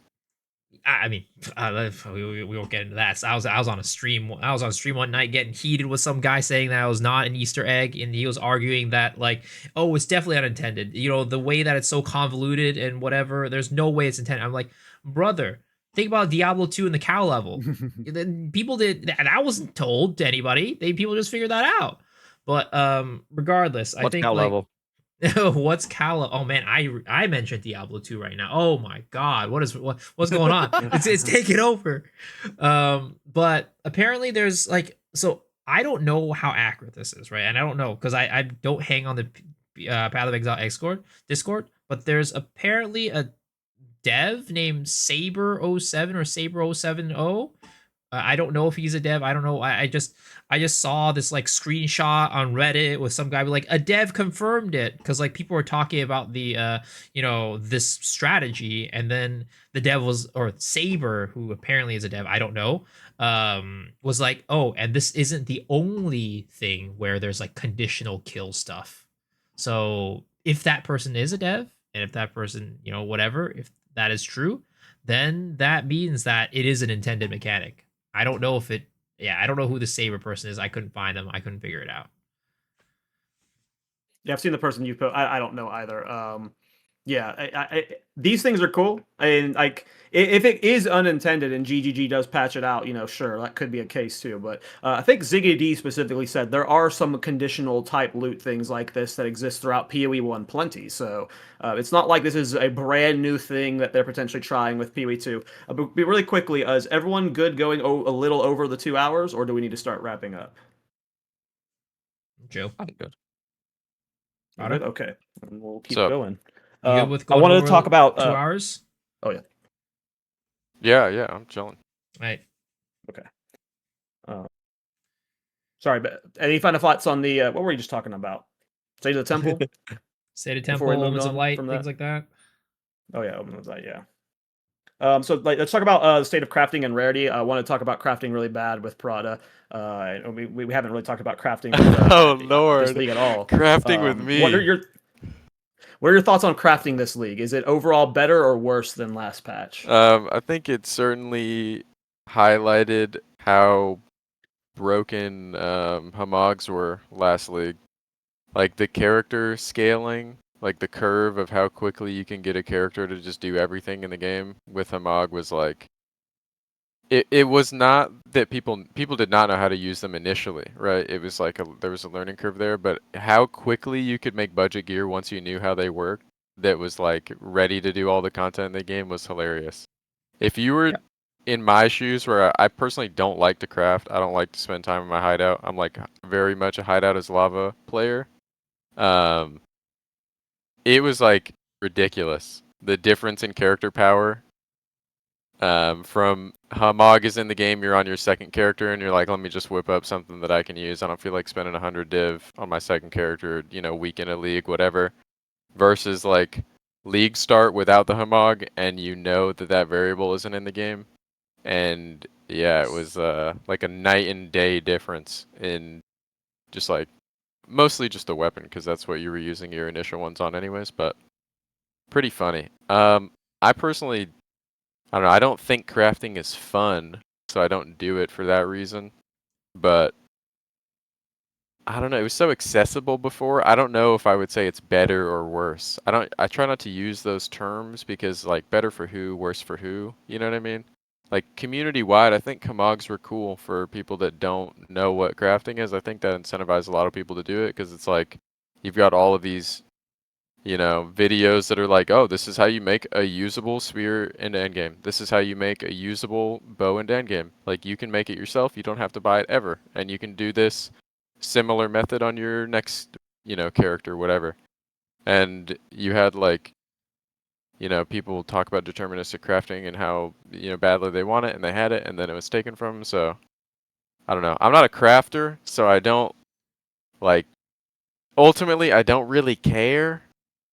I kind of just like know what I'm told about it. Definitely like, Shaquille O'Neal at the free throw line, but I don't know. It's playable.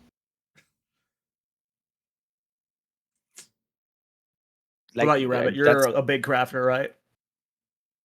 I mean, yes and no. I prefer the playstyle Pradas like doing as well. I prefer that so much, but since I am trying always to keep up with everything in that sort of regard, I always went with the crafting as well, and especially last league, it was just in a way where if you didn't craft, especially with the Hamog Omen, you were seriously hurting yourself in a certain way, and unfortunately, I can't be that nonchalant about it to just be, oh yeah, I'm just gonna ignore it. But I actually kind of enjoyed this league so much more because of that, because it wasn't in the game. Because I love ground loot. I love finding stuff on the ground and being like, oh damn, that's an upgrade. And that just, I know right now, and especially mid to end league, or like 4 weeks into a league, that doesn't happen now as well anymore. But it especially didn't happen last league with the Amok Omen. And I prefer this league in terms of that over the last league, even though the last league was probably my favorite league overall, because Abyss was just a home run overall. But I love ground loot. And I'm very sorry to say I don't miss the Amok Omen. I think it was cutting out what I enjoy most about ARPGs. Crafting should be in the game. There should be ways to craft items and to be able to, especially early on, gear out your character, and especially for SSF players, of course. But just me personally, I love ground loot. Miso? I mean, for me, right? At the end of the day, it's like I think that the state of balance right now is way better. I think that homogenizations were definitely way too overpowered. They made every single item look exactly the same, and it completely took ground loot out of the equation. Like just the other day, I just found a +3 amulet for spells, and at this point, it was still selling for 6 divs or something Yes. like that, which is crazy. I was like, last league, this would have been useless. It would have costed nothing because you could just make anything like something way better for so much cheaper, right? So ground loot having value again is absolutely amazing, and I love it. But at the same time, there was a level of simplicity that homogenization omens brought that I think that is very, in many ways, aligned with kind of how I think Path of Exile should be, or where they want to take it. Homogenization's omens basically gave a very deterministic craft for most things in the game to where you could literally just look up a guide and be like, this is exactly how you can craft the, really good weapon, right? And a new player could just go on there and just follow exactly the steps that that person took, and they will get the same exact result every single time. So it gave a level of simplicity to kind of the newer player or the more casual player to access some, usually pretty end game equipment at a much easier level without having to pay a ton of money. So that was something that I think is maybe not thought about or maybe underappreciated that I think is missing this league. I'm not saying the state I completely think that the state of crafting is better this league, but I do think that homogenization did add a level of accessibility that doesn't really exist this league for getting certain equipment. It ends up being like, again, last league it was like, if you wanted to get these equipment, you could craft it for cheaper or you could pay a little bit of a premium and buy, right? But this league, it's like for these people, a lot of times it might be like, I don't really have a choice other than just to buy it because I don't want to sit there, get a fracture, and spam chaos orbs for like the next hour and hope I get something. And I think that is at the end of the day for me where I think they need to find a little bit of a middle ground on. There are certain things that are easier to craft, but for example, like crit weapons are you just hit that fracture, hope cross your finger to hit that fracture, and then you spam chaos orbs until you get the right fizz roll or something like that. So there are weapons that are like almost impossible to craft. Like if you wanted a crit crossbow with 2 additional bolts, good luck. Yeah. Like if you wanted good prefixes, maybe there's a world where they add the Regal Hamog back, maybe. I don't know. Something. I don't know. I don't know what they could do. Maybe they add the Regal Hamog back because then you have to choose between, do I want to use this essence? Do I want to use this? And you can start a craft from magic that isn't just like, immediately turn it into rare, try to fracture this thing, and then go from there. But I feel like that could be a cool angle. Yeah. I don't know, maybe adding that back into the game and then changing like the families that some of the mods are in. You know how certain mods get in the way of others. There are like ways to block the weapon from slamming this mod if you've got this mod. Maybe making it so that like some of the cooler ones like Surpassing Arrow has like a deterministic way to get it. I don't know. I think that for everything that you're trying to craft, it should never be a situation where you're trying to roll for an affix out of the entire pool. There should always be a way to limit the pool down from the max, like, whatever, you could normally roll 7 affixes with a Chaos Orb, right? But there's some way to restrict it so that it's down to like maybe 4 or something like that. For every single like line, I think there should be some way, some technique to restrict it down to that the pool is not just I'm gonna throw this knife into the darkness and hope it hits the bullseye.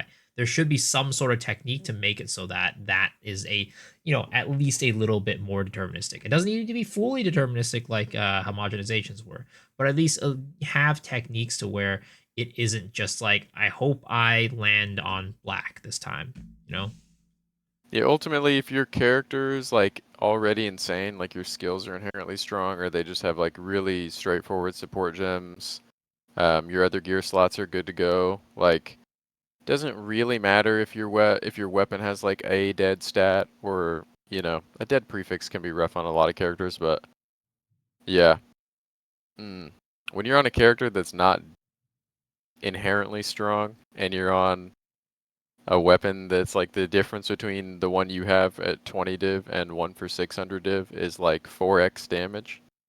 It's like there's got to be something in the middle, and nobody is like selling in the middle stuff. Like it just doesn't really exist. It's just like some random guy got lucky and you had a live search and you got an upgrade maybe, but I think like last league also did some, and this is going to heal over time, but people have very unrealistic expectations of what gear needs to look like because of last league. Last league, everybody was getting all this amazing gear, so everybody this league's like, oh, that's the where the bar is set. Whereas that's for the most part, like last league's gear was like GG gear from like 0.2. Right. yeah. So we just need to get a little bit of time to kind of get that expectation reset and retuned again to be able to put ourselves in the mindset where it's like, not every piece of gear needs to be like 1,000 DPS. That's not the norm. I was happy with the last league just because I was still too lazy to do any of the crafting when that stuff existed. So there was just like an availability of items, and I can just buy whatever I wanted, and I'm willing to pay whatever premium that guy decided to put on top of it. Mm-hmm. But you could get a really cheap, like you could, like for any weapon, but like you could get an insanely good crossbow for like pennies last league. Like those crossbows from like that were doing half the DPS of the top tier ones are better than the crossbows we have this league. Like on average. Yeah, same with spears. Anything that isn't like super wildly popular is just yeah. You could do any crossbow build on an insane budget, and you would get a god tier crossbow. So it definitely helped those kind of builds. But I'm not someone who's engaged in crafting much. So this is like first time I've really dabbled in crafting, and it's literally just slamming bases off of Prada's videos. So trust me, I'm working my way there. Seeing after I just spent an hour and a half slamming chaos orbs on a desolate crossbow that I'm not even going to use, by the way. It's just so I can put it in the description of a video to teach you how to craft it. Is like it does not move me when it hits. No. It's just like okay, thank God that's out of the way. It does not make me feel good to chaos slam this stuff, but I'm like 2,500 chaos into my quarterstaff right now, and I still have not hit T2 Fizz. That's messed up. I got 5 T3 and like 3 or 4 T4 before I got T2. I mean, Miso, have you not watched me and Rake trying to get the perfect mirror bow that one league? That was like, I don't know how many. I think we were like 15,000 chaos in at one point. It was a lot. Yeah. Okay. It was bad. Get ready. You're trying to get T2 Fizz? Yeah, T2. I'm not even trying T1. I'm 2,500 orbs in with a mixture of greater orbs too. I'm not even just using regular chaos. Every now and then I'm like, all right, let's throw in the greater orb. Let's throw in a couple greater orbs here. I think I've thrown in like a couple hundred greater orbs in there, and there still hasn't hit T2 Fizz. There's that threshold. Like I had to buy the crossbow base because fracturing orbs are so high, and just like annul off all of this guy's like mods that he decided were good on it. And it was like, okay, if I get an eye level 82 with 3 sockets, I can't settle for T2 because of what I've already put into it. But I made sure to get one that only had the 2 sockets with the eye level and like a good enough crit. And then I was like, all right, we can settle for T2. And I won't think about this for the rest of the night if I don't hit. It's ridiculous. What are your guys' thoughts on Rarity for the patch? I know we talked about this briefly in the early patch. I haven't played Rarity all league, and I'm doing great. Rabbit, you're still Rarity stacking, right? Yes. I think Temple guys should be Rarity stacking for sure. Yeah. I don't know. Negative Rarity in the Temple is crazy. Well, Rarity stacking as in doing something with Rarity, like either negative Rarity or positive Rarity. Yeah.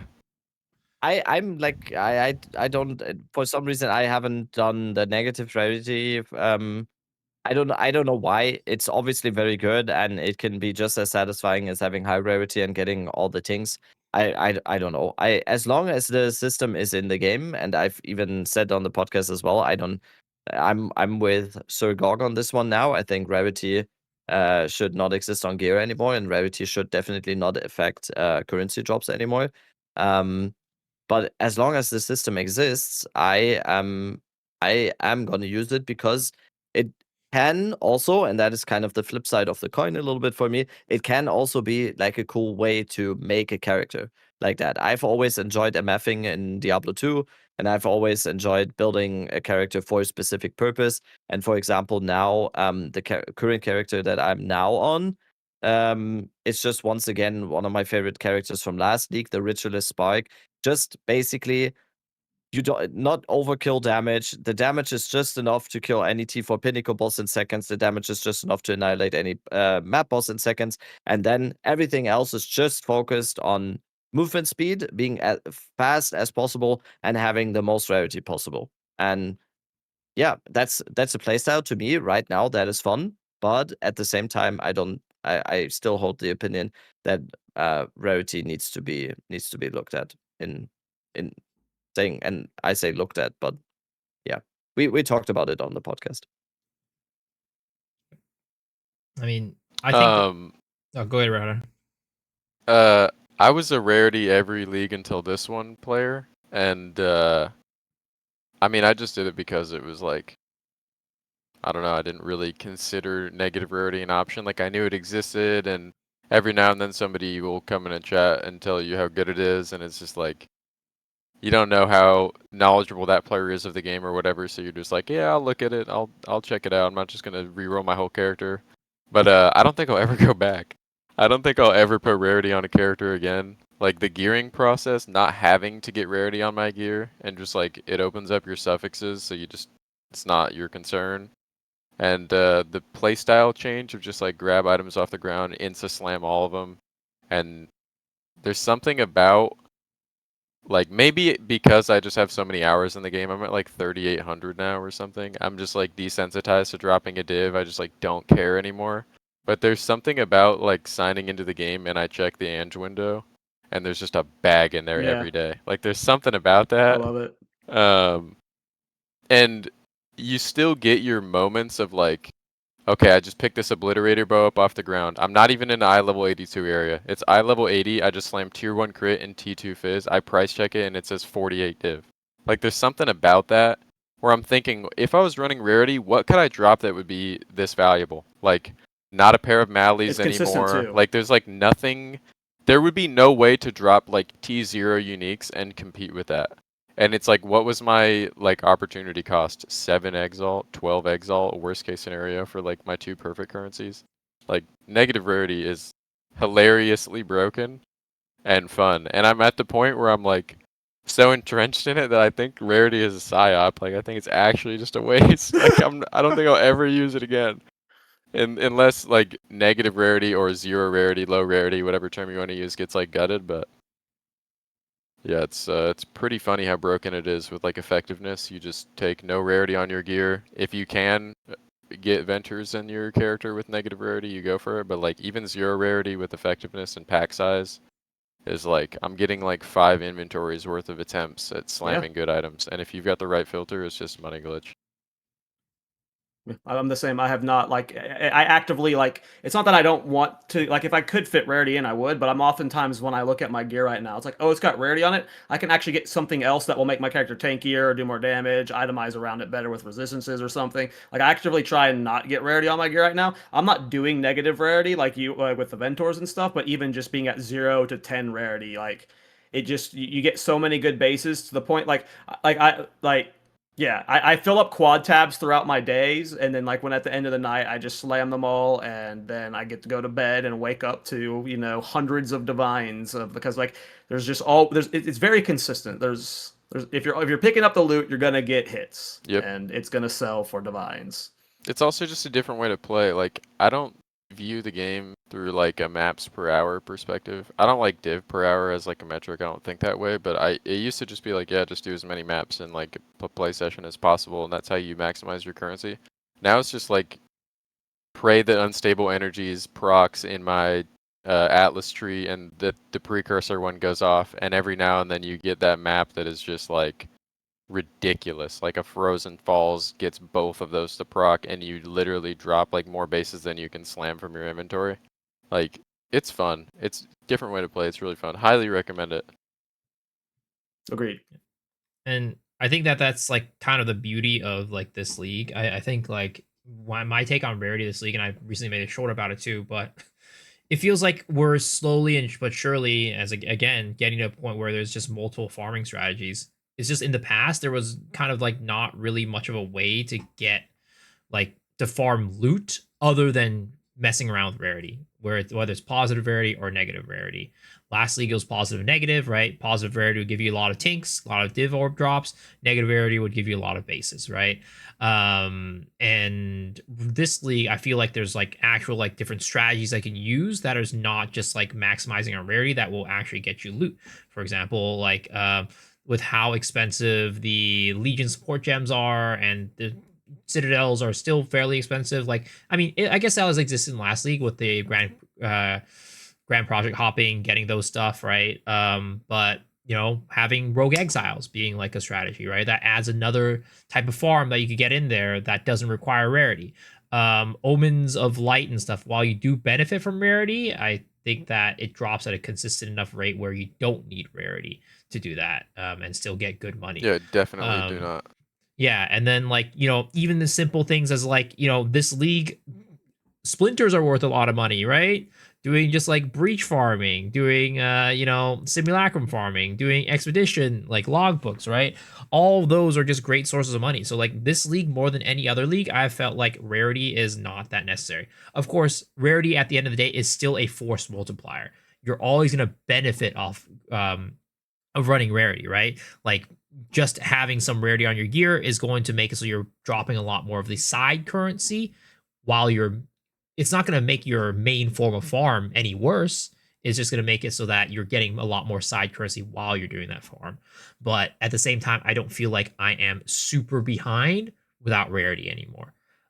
So it's like very interesting because this league has gotten me, and I still think that rarity should probably be gone from currency at least, but it has gotten me started thinking about like, is rarity as important anymore, and do we need to get rid of it, right? I still think that we do, but it has pushed me a little bit more to the side of like, maybe it's not that bad not having rarity anymore. But I think it's like, and I was just thinking about this, and I don't know if you guys agree, but I think that one of the issues with rarity is partly in the fact that the content is so easy because you can just slap it onto your gear and then, you know, that level of rarity, and whether it be like, you know, 50 rarity, 100 rarity, like, you know, it's always going to benefit you, right? So it's like in many cases, or in certain cases, there's the floor for rarity and how much it affects is kind of low. So it's like always beneficial to have at least some sort of rarity. And like, even if you're going to the ceiling of rarity, it's not like it's preventing you from doing content. It just depends on your build. Certain builds will, but there are certain builds where it doesn't, where you can just slap rarity for free and you get to 150 and just go. So maybe it's about like, you know, and I think they're going to get rid of rarity in the way it is right now, but like thinking about alternative ways, it's like, maybe it's not about like getting rid of it, but making it so that getting rarity, and they're kind of heading towards this point ish with like the numbers being lowered, and I can see it maybe working out like that, but like maybe getting it to a point where it's like, if you want to be an MF character, if you want to be a rarity farmer, you really have to go into it, and it is going to impact your performance. Like you are going to see a significant impact to your performance on like like a lot of content, and the content that you're going to do is going to be limited. You might not be able to do T15s, you might not be able to do T14, you might have to do lower tiered maps, right? But there's a cost to doing it. Are just like, what would the term be? I think if we just look at like how content is now and how clips work and how like reactionary style, like, oh my god, what did I just drop kind of stuff works, like as long as that element is still in these games, which is likely not going anywhere, people will be talking about rarity. But I genuinely think if we viewed this from like a pure currency perspective, and it's like we're both mapping, but I'm doing this and you're doing that, I don't think a single person would use rarity ever again if they knew how good negative or low rarity was.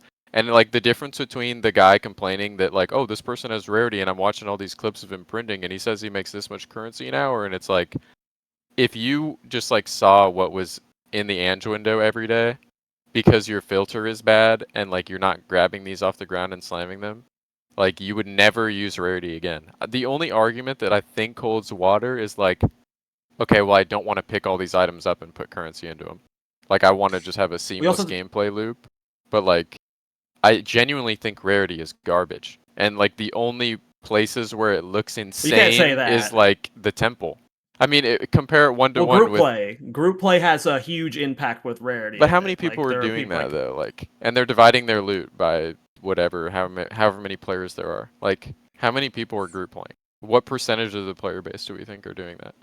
a lot of people are like spamming global chat for like group play and temple and stuff. And the problem is with temple is the 0 deaths. So like if rarity is going to lead to scenarios where you have 5 rarity bots in that don't care about dying all the time and stuff, like you should remove rarity on gear because it's always going to be abused to that point. And if GGG's not able to like navigate around that consistency, it should just be Temple is like not a this thing. outlier though too, where they're also just like super stacking quant. And if you like blow up a temple room with negative rarity, there's 15 bases on the ground in one room. And like you go into the next room and do it again, and it's like. Well, I think part of it is I don't also know. like your mindset of like divs per hour and stuff like that too, and not everybody has that mindset either, because like negative rarity stacking is a lot of money, but at the same time, you do have to spend a significant amount of time, alking or not alking, transmute, og, Yeah. and then throwing it Yep. away, which a person who's doing rarity and like doing group play rarity doesn't have to deal with, right? You say there's like 15 things exploding on the ground. That's 15 things now you have to pick up and then transmute and og. Right, or another one would be like controller players, like slamming all those bases cannot be fun on controller. Like Yeah. it's definitely like Yeah, mouse and that's- keyboard yeah, is just I can't mogging imagine. that, yeah. But it's like I feel like the majority of the complaints that surround rarity, drops, loot, any of that is just like, why would a random average person have an opinion on this that like barely plays the game? Because they're watching somebody else get rich. Like that's ultimately that's what it's centric around.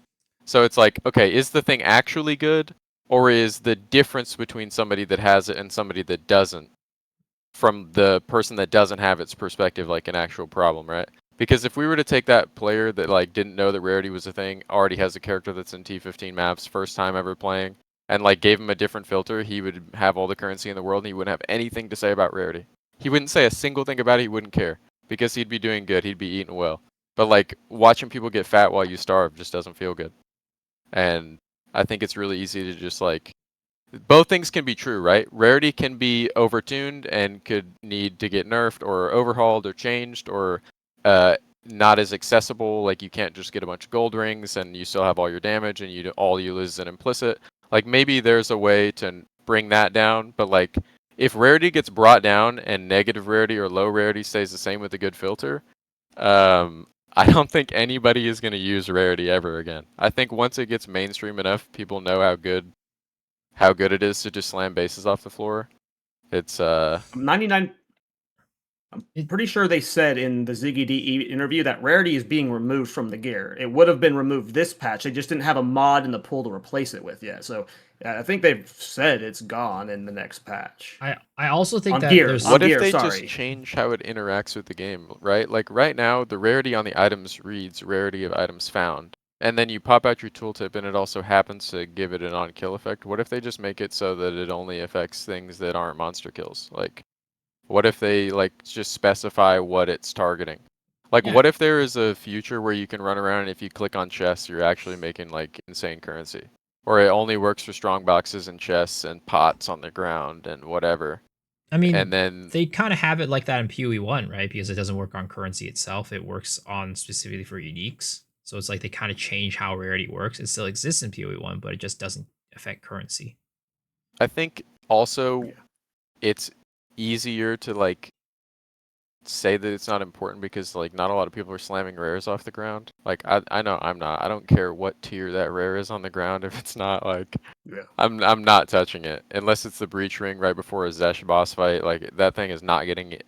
It's not touching my inventory, let alone getting ID'd. But like I will drag a tier 5 item out of my inventory and I won't even waste time wisdom scrolling it because I just know there's no point. That could have been a base right there with 20 div. Like the probability that this item between 4 and 6 mods is worth anything is like so close to 0. And when you slam bases, it really puts it all into perspective too. Like it doesn't matter if this item is tier 9, it's trash. And the rarity being directly tied to like dropping tiered items is just like kind of funny when no one's grabbing the tiered items off the ground. But Yeah, it's not just about tier one of items, it's about those. like uniques too, like farming higher tier uniques, like Yeah, yeah. That's the and other and that's the then big we thing have to for get one. into like whether or not the uniques are good enough to justify it. Like, Yeah. That's you know, that there's was some like the whole T1 uniques that are pretty funny. the whole time we were talking about like the rarity topic. I think that should be step number one. I think step number one, I don't suspect them just deleting rarity on gear outright. I think it's in the future. I think it's just gonna not um be on effect currency anymore. But then it's basically useless if we don't get more chase uniques. And that is also something that I've wanted for a longer time now. I think chase uniques are awesome. I think broken or like very very good uniques like the temporalis level, like the new body armor, the Atziri regalia. I Mhm. forgot the name. Something Regalia. The new vertex with +4, headhunter. Even though headhunter is pretty common, stuff It's a like Calandra's global. touch. Yeah, those other ones Yeah, aren't. Yeah, I tribal think mask I is, but think I think those chase uniques are awesome for the game, and I think we need more of it. And then, if rarity is like in PoE1 and affects uniques, then there's a case to be made for a character that farms uniques, just like in Diablo 2, just like in PoE1, for PoE1. people just farming Mage Blood, for example. And then there's a case to be made, but it's not as needed for anyone else anymore, where it's like, oh yeah, you're bricking your character if you're not doing rarity because I drop 6 divine orbs while you drop 1. And it's just, yeah, I think it would just be better to I think it's cut important that out a little that bit. But even of yeah, the global ones, like that the chase uniques in the game are actually good. Like they have to be better than a run of the mill rare or like 100 yeah, div rare. I'm just throwing out numbers. Obviously, I don't care what the currency or how much currency a rare item that costed someone X amount to craft is being relisted for, but like we can't have a last lament getting gutted. Like that's like almost unacceptable when it's like already this niche thing very few people are using. You've got to play this specific ascendancy to get it online, and it's like if not, every rare crossbow that you pick up off the ground is better than this item that has like a 0.000 whatever drop rate. Like and I Yeah. think they these things said need to be obviously good. they thought it was cool because they showcased it once again. Yeah, Like Mm. they and thought it was cool. they'll Obviously, take uniques that I've said in the past before are like legit garbage. Like I've ragged on Hyre's Ire and said it's not good enough, and I got So flack for that. good. And guess what they did? They buffed it because they realized that it's trash. Like, and now it's It was good, it right? was very And niche. before it was just like, oh cool, I dropped a Hyre's. Like you couldn't possibly care less. You drop a K touch, obviously you can actually use that. So it's like, oh, I dropped a Calandra's touch early. I'll throw it in the character if I get one. You know, Headhunter is, you know, best in slot for majority of characters, so that one's already fine. I mean, you have a Yeah. problem when it's like the best unique in the game is one that has a 30% drop rate and it's like an ingenuity that doubles your rings. Like that's when it's an issue. Yeah. Um, I think the rarest items in the game should be some of the best items in the game, and I think you can make them even better if you just make them rare. Imagine if there was only like 5 or 10 Last Laments in the game, and like those people got to have the time of their life. And like if you want to buy it, that's gonna run you a mirror. And if you want to farm for it, you got to run rarity. And it's actually good. And any character that would equip it is just subjectively better. I don't know.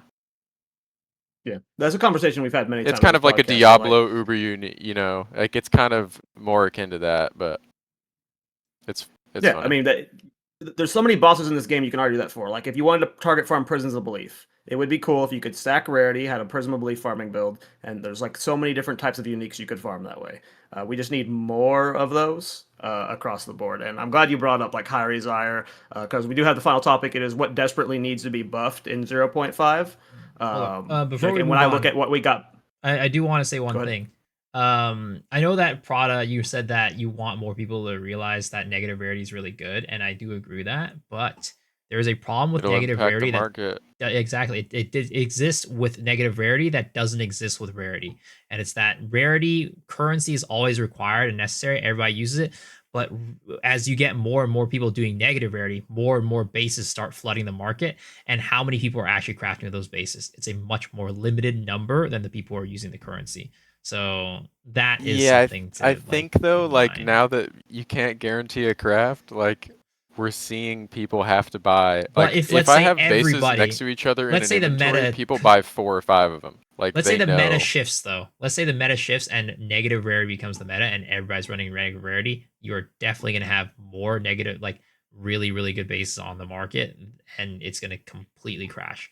Potentially, the tier 1s are still gonna be really good, but then it's gonna be another situation again where there's just gonna be a lot of like those mid tier / upper mid tier bases that are just gonna be right now are worth multi divs, but might just turn into exalts in the future.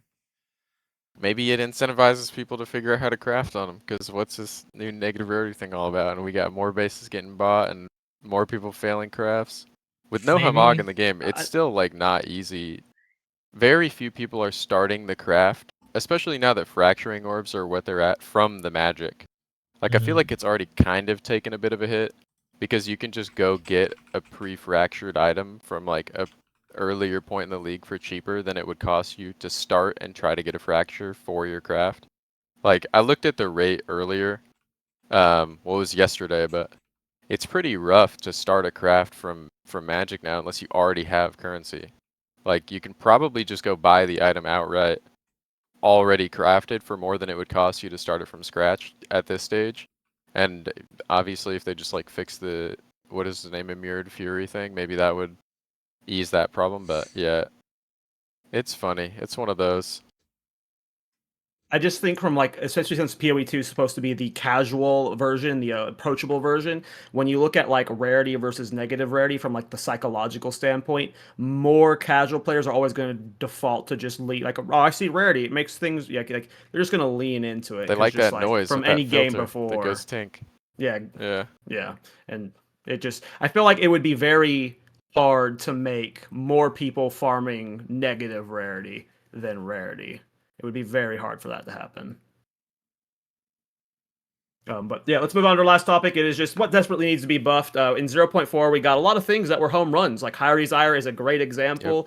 Yep. I think Witch Hunter Sorcery Ward is another one I've talked about. But what are things you guys think desperately need to be buffed going in this patch? I want to start with Tactician. I think Tactician is in a good spot, especially depending on the build you do it on. Tactician can be really good. But it's very common for Tactician players to say, my last points do not matter for the build. It is very common. There's so much going on with the Tactician Ascendancy. You've got the banner stuff, you've got the totem stuff, you've got supporting fire, you've got the armor EV stuff, you got the pin stuff. It is very specific builds that can use all 4 Ascendancy points very well. But if you're going like the Ballista build, like half of the Ballista, like half the stuff in the Ascendancy doesn't work with the Ballista, or you're going like the in-present stuff. The in-present stuff doesn't work with some of the stuff on the right side of the tree. There's like a lot of friction with Tactician. So that's one of the ones where I would like to see there just be a little bit more synergy going on there. What are your guys' standouts that you would like to see change in 0.5? Let's start with Rabbit. I think I don't have specific, like very, very specific one, but I have just like overarching stuff. And that is, on the one hand, it's uniques. Like just in general, I think we've already made a good step forward into in this league, and you already mentioned it a little bit with some of the uniques, and it made it not only buffed like build diversity, it not only made some builds consider certain uniques now again as their items, but it also, and I talked about this earlier in this podcast, it made ground loot more exciting. There is more stuff that you find now randomly while doing maps that is exciting way more actually than the last patch. Stuff like Hyri's Ire early on in the league, Plague Fingers early on in the league. There's so many others. It's not just Headhunter now that you find early or mid league and you get excited about because it's, oh damn, this is actually going to be used or something. Because in the end, having a tink on a certain unique that you don't find all the time and that is instantly going to net you a bunch of divines or something, it's always going to be more exciting than once in a while getting one of those rare items where you're gonna then realize when you have them in your inventory and be like, oh damn, wait, this actually looks crazy. I know that's also exciting, yes, but just like for me, more exciting is pink on the ground and like, oh damn, high desire, 16 divines. There we go. That is why I love ARPGs. And this is why, once again, I'm saying we just need, once again, more uniques being lifted up into that upper echelon. A discussion that we had a lot on this podcast. What might buff uniques? It maybe isn't even just buffing the uniques that we have. Maybe it is toning down the skill gem level once again. Skill gem level or toning down or removing skill gem level from rare items or whatever it is might actually, if like imagine a world where tomorrow all the skill gem levels in PvE to cease to exist. I think there's gonna be tomorrow the builds are gonna look crazy, and there's going to be so many uniques that now take the limelight in certain builds because they are not instantly left out of the picture when it comes to build creation because they do not have skill gem levels. So that is maybe something that would be a wish for me. So my big point is uniques. Then also overarching, not really anything specific, but skills. We have so many amazing looking and potentially great skills in Period 2. There's just some of them that need some love. We had some good examples. Once again, a good example for this league is Whirling Assault. Got a nice buff, got some quality of life improvements, got a nice little buff, and now, bang, people are enjoying Whirling Assault builds. They look super good. They're not broken or anything. They're just enjoyable. They are fun to play. So there you go. And yeah, just keep on going like that, and don't be too hesitant about some of those changes because, yeah, it's there's gonna be broken stuff, but just give us more options to have fun. That's like my whole pitch. You raised a great point with the pluses skill levels. Like, how many characters have we made where it says between 29 and 40 for the skill level? And like the highest gem you can get off the ground is 20 and you can corrupt for 21?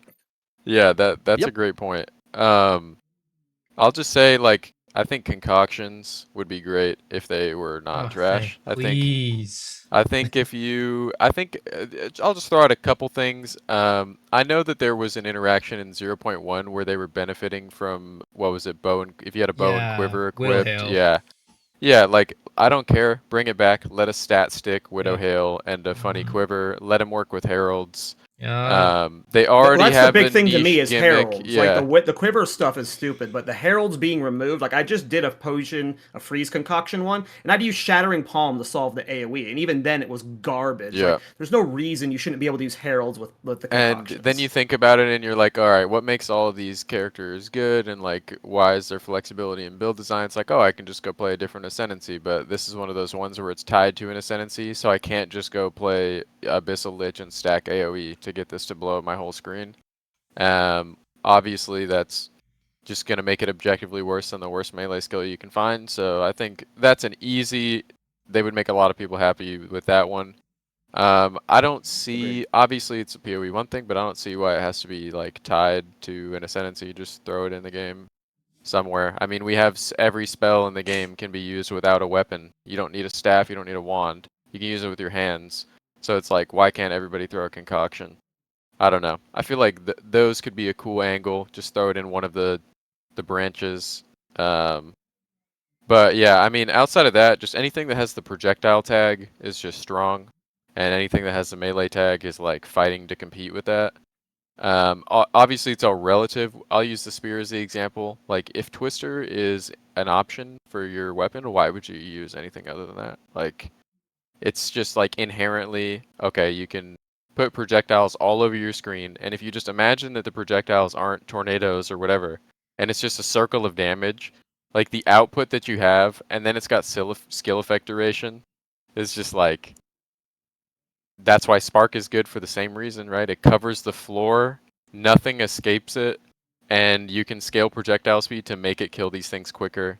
Obviously, Twister has an inherent pierce, where it's just going to pierce everything, but it's like all of the most broken skills in the game, or the objectively best skills in the game, usually have that funny little projectile tag, and then that means that the melee guys are fighting to compete with that, and that also means that they have to invest differently in their defenses, because if you're close enough to a monster to get hit by it, then it means you probably want a little bit of evasion or armor, and that means you're never at full life, and that means that you're like doing this balancing act of all these things. And it's like I'm on a projectile-based character 90% of the time, and I'm taking like 18 points for defenses, and one of them is CI. And like the fact that it's that easy to problem solve a character, and I can just have infinity billion damage because I'll kill everything before it can whittle me down with like. Think of all of the monsters in the maps that can damage you if you don't have evasion, and what are they using to hurt you? Projectiles. And it's like all of the best characters in the game, what are they using? Projectiles. You're dealing damage across your screen, and you're out of the way of damage that you would take, so probably just buff melee or nerf those. I don't know. I'm all good with buffing melee and nerfing range. Let's do Yeah. it. Do both at the same time. I am Dead Rabbit, and I do not condone this message. I mean, as the resident spellcaster ranger enjoyer here, I'm sure Dead Rabbit is not very happy about that one. I think Whirling Assault, though, is a perfect example of a melee skill that's what they should become, you know? I mean, Yeah, like my Whirling Assault hits the entire screen, so it's definitely not a melee character Yours is anymore. why not? It should be. That's your melee. Like I have a rend that hits the whole screen. Like, let it do that. If I can.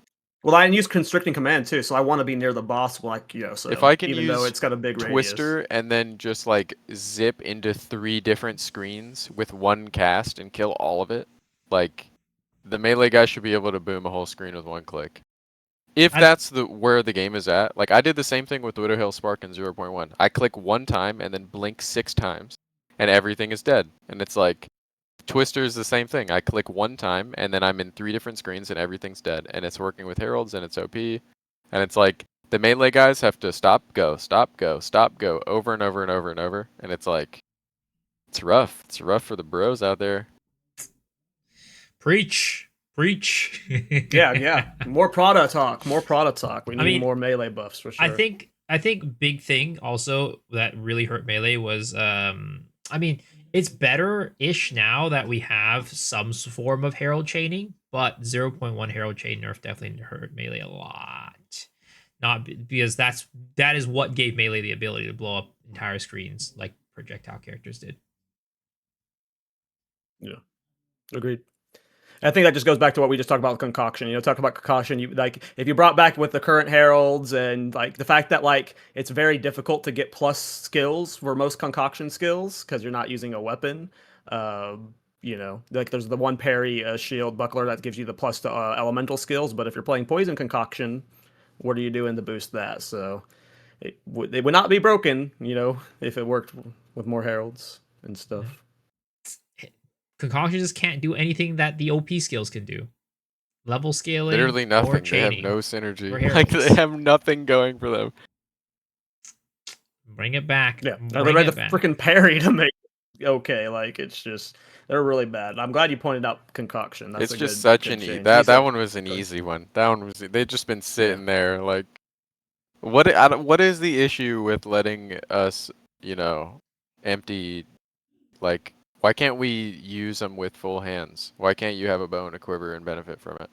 If I can do it on Spark, and I can play Widowhill Spark, and I can stack prod speed, why can't I do it with a concoction? If I can do that with the new spells, what is the tag of the spells called? Like Primal or whatever? All of the Primal spells, I can do this with my bare hands in the hideout, and I can do them with whatever weapons I want equipped in my hideout. Why can't I do it with concoction? Like, I feel like no one's in the studio has tried to play with them. Like, has anyone tried to make a concoction build? That I get that vibe. Sometimes. Yeah, like that's one of those ones where I feel like when's the last time someone did a build with this in the just current neglected? Meta? Has anyone played it? I mean, I get that vibe sometimes too. Concoction was good last league with the acidic concoction bug. Poison, right? Yeah, they had a weapon swap. Yeah, interaction. It was a bugged interaction with the vine arrow. Yeah. Miso, your thoughts on anything I don't think you gave us your. Yeah. I mean, you want to see change. Of course, you know, big thing like Rabbit level scaling. I don't think they should get rid of it per se, kind of that extreme, but I do think that like it's if we think about it this way, weapons are the only thing that really struggles with level scaling because it can give up to +5 and +7. If we think about gloves and amulets, there's a lot of diversity in the glove market and the amulet market, right? People are using different ones there. It's only the weapon that really struggles for both the level scaling but also crit scaling. Because if you're playing a martial weapon and you're not a warrior, like on the bottom left-hand side of the screen, you're gonna go crit, and you're gonna want that weapon to have crit. And if it doesn't have built-in crit, then it's also garbage, right? No level scaling, no crit. It's not very good. But the other thing that I want to talk about for my preference for what I want to get buffed is as you're the resident acolyte of Chayula hater. I just like it so much that I hate it because it's so bad. I mean, it's not that bad. The ascendancy itself, I think, is actually in a decent place. But the problem is that there's no chaos skills, like attack skills, right now. There's nothing. The only way to get a chaos attack skill is by doing some sort of conversion with with what is it called? Original Sin. That's the only way you can get it. And also the other thing is, I don't know why it doesn't work this way. I think it works this way in Path of Exile 1, but why does poison not get scaled off of chaos damage? Makes no sense. Even though poison is chaos damage, if you put a note on your tree that says chaos damage increase, it does not scale it unless your initial hit is chaos. So, and that's the reason why that happens. Too. Yeah, the reason why it happens is you're scaling the initial hit. You're not scaling the poisons. Yep. Very confusing. Well, cool episode. This is probably the longest one we've had. I mean, I'm sure we could have yapped a lot longer. Thanks for coming on, Prada. Of course. Thank you for having me. This was fun. Yeah, we'll definitely be bringing you back soon. We got some builds of the week. Miso, did you want to start with yours? Yeah, sure. Oh my god, mine is so goddamn sick, guys. Oh my god, I got so freaking inspired to make a build after this one that like I literally was like, you know what? I said I wasn't gonna make a build because of the private league, but I am gonna make a build. And this build is so cool. Oh, let me fix Dead Rabbit and Kaltorak's camera real quick because I didn't set that up.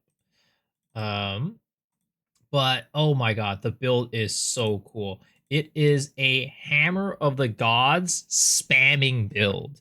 It just uses Hammer of the Gods for damage. No other skill.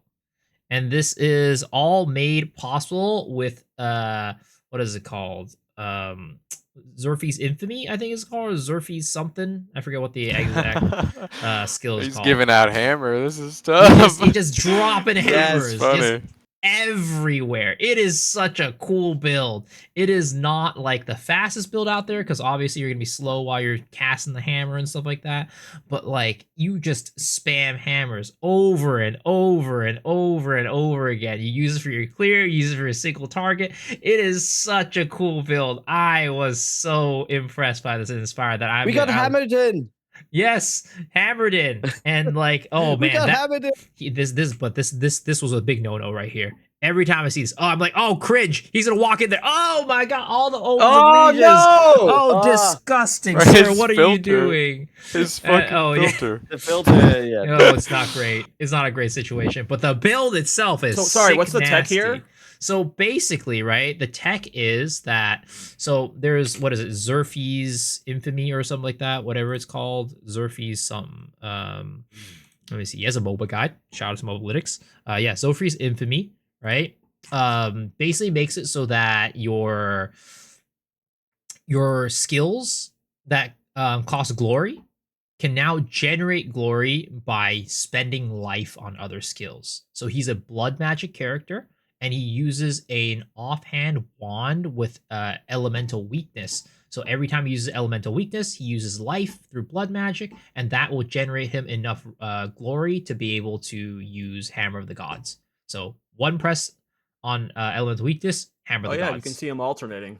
Yeah, it just alternates, elemental weakness into Hammer of the Gods, right? So it is sick as hell. But the thing is, he also takes advantage of the reduced duration because Hammer of the Gods is a duration skill, and how long it takes to fly down from the sky is duration. So he reduces duration to make it come down faster on top of also having this way to spam it with glory. But so I'm doing a build that's similar to this. And he also has a huge ES pool, right? As you'll notice here, he has 12k ES there. Well, actually, he has the shrine there. Normally, it's like 11k or something like that. But he uses heroic tragedy with strength stacking to just get him a ton of ES. I'm probably not going to go with the ES variant. I'm going to be using a mixture of this and Jungron's build, where he actually gets his skill duration down to 100% skill duration reduction. So my hammers will be flying down even faster than this guy's. And we'll also be using Yeah, you better be using Time of Need then. Yes, I will be using Time of Need, and it's gonna be so cool. It's gonna be so sick. Literally hammers raining down everywhere. And I'm so excited. I need a bigger hammer, man. I'm gonna do this on a different character. Get the biggest hammer. I'm gonna have the largest hammer in PoE. I'm gonna see if I can try to get some AoE scaling into it. We'll see. This is funny as hell. It is so cool. I saw this build and I was so just like, I need to make this build. I need to make something similar to this because it is so awesome. But yeah, it's gonna be a sick build. What are the glory skills? Is this like the only one that you could do something like with this, like in terms of like damage? So there's what's also the beam like one for the Spear of Solaris, yeah, but apparently it's like some people say you're not supposed to be able to use Zerfi's Infamies for some glory skills. I don't know, because apparently it doesn't work with like Calamity or whatever, Walking Calamity and like some other ones. So and like Apocalypse or something like that. So I don't know what the whole thing is. Maybe it's not supposed to be used on it. I don't know, but either way, it works. And it is really, really cool, and I am so excited to make this build. This might, like you said, this might not be the fastest runner in maps or whatever, but this has like 1 million style points. Yes. Just dropping the hammer down, it's so nice. This has like kind of a little bit of the same functionality than the Mjolnir Thor build that I did in 0.2, because there was a lot of I went up the whole passive tree to get to the very top spot to get a compressed duration. I went all the way up top there because on that build as well, you needed Earthquake to pop fast. And that was also something that was reduced skill effect duration. So this is probably gonna. You would expect like the hammer to come down onto the ground to be like projectile speed or something, but yeah, if that is also reduced skill effect duration or skill effect duration based, that's gonna have a lot of like the same or like similar functionalities than the Earthquake Mjolnir build. That's so cool. That is an amazing find. No, this is awesome. This is like what you would want from this skill. This like, reminds if you were to fantasize what you could turn this skill into, this is what you'd want, right? Like what was that Infernalist build? What is the skill where you do like a circular damage around you? Like you cook it up and then detonate? Oh, Flame Blast? Yeah, this reminds me of that. Like the gameplay loop of just like all the monsters surround you, you just one tap them all. Yeah. This is cool. That looks awesome.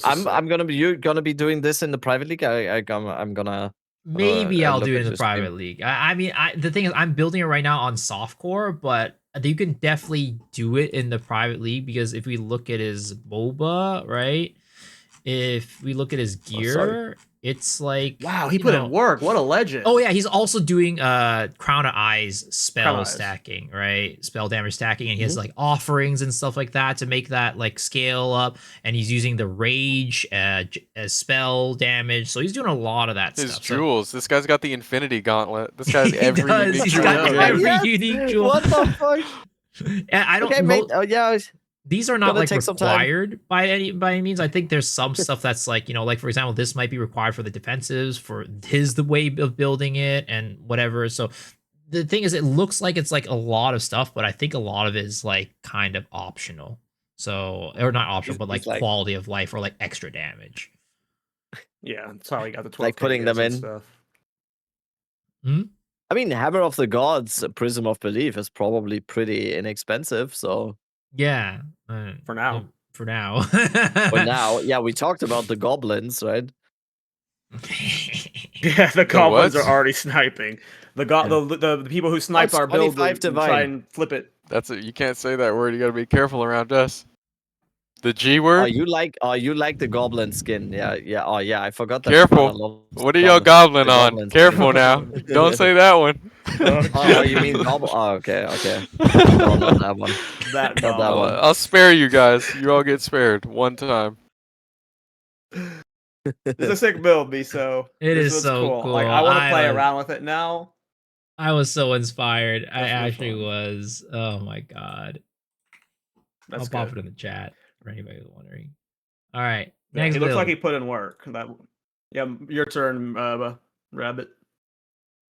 Mine is going to be pretty short because it is still so far a concept by Pigman. He explained in like the comments and he explained in the description of the video that he was like not doing too much over the Christmas break and everything, and he's getting the concept together of the build. And I just talked about my Mjolnir build, and this is by Pigman, by the way, who also took, I think, one of the best tiers of possible league starter builds for this league, because he did a Resonating Shield, Plague Bearer, Herald of Blood character that looked incredibly strong. And I think Kalturek and Miso both said Didn't as we well. feature it? Yeah, we Yeah, did we feature it. And I also featured it in my list for builds to look at for the upcoming league.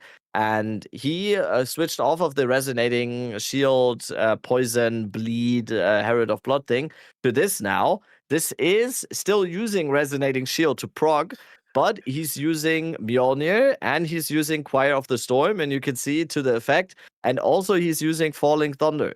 So it is... Falling Thunder or Arc? Yeah, it is. It is I think it's what Arc, most right? people would imagine Arc, a not Falling Mjolnir build Thunder. to look like. Yeah, an Arc, and it's still in the concept phase, so there's not much I can talk about in terms of tech here so far now. There's no guide yet. There's just the ninja page, and he said in the description of this video, it's just also it's being developed as well. He had some crazy good builds before, like a little bit out there as well, like in a good sense. And this is just another one of them. It looks very, very insane. It has Is the that eye. Nova projectiles? Yes. Yes. So is he using the one with the cooldown? No, but it's overriding the wild cooldown because shards. it's in I think it's cast wild on, or no? shards. I think it's wild shards. Yeah. I don't think it's It Nova should be projectiles. Wild shards, Nova wild projectiles, shards. I don't okay. remember. I looked at Or his. what's the I other think I one? found his Scions? character on Ninja. I think I looked at his character on Ninja. I'm not sure because on Ninja it's also This is sick. changing a lot. Oh, by the way, I was just looking at the trade site. By the way, someone just bought all the Prism of Beliefs for Hammer of the Gods. Wow. Thank you. I was selling those. We just set you up. Thanks for the divine. Appreciate it. All of those were mine. Dude, You I freaking not G words. Orcs, or what's the other one? Ogres.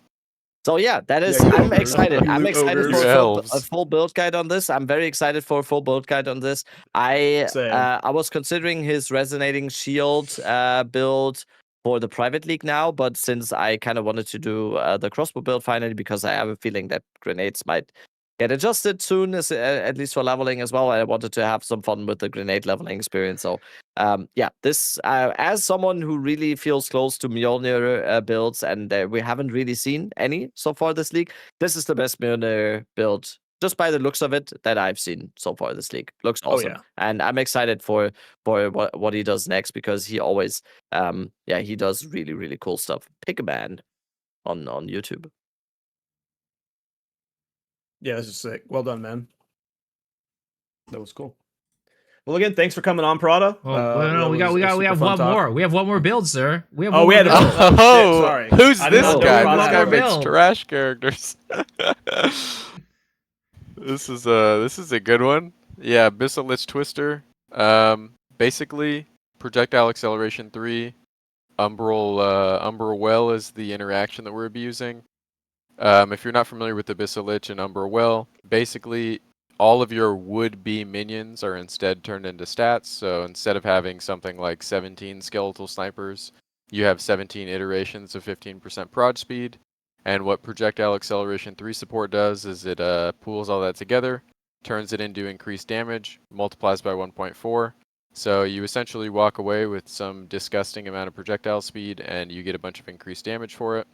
And yeah, it's pretty broken. It's reliant on crit for single target, so you might feel like you need a Garricon's Resolve. It's at the point where the video did kind of well, so all the gear is pretty expensive. It used to be a lot cheaper, but yeah, the clear is like second to none. It's insane. Obviously, you can put whatever heralds in you like. It's spirit intensive, so the upgrade order is a little weird. Moving into this from different characters, like your chest and amulet are it's pretty important that they have spirit. But yeah, you use a spear, use a scepter.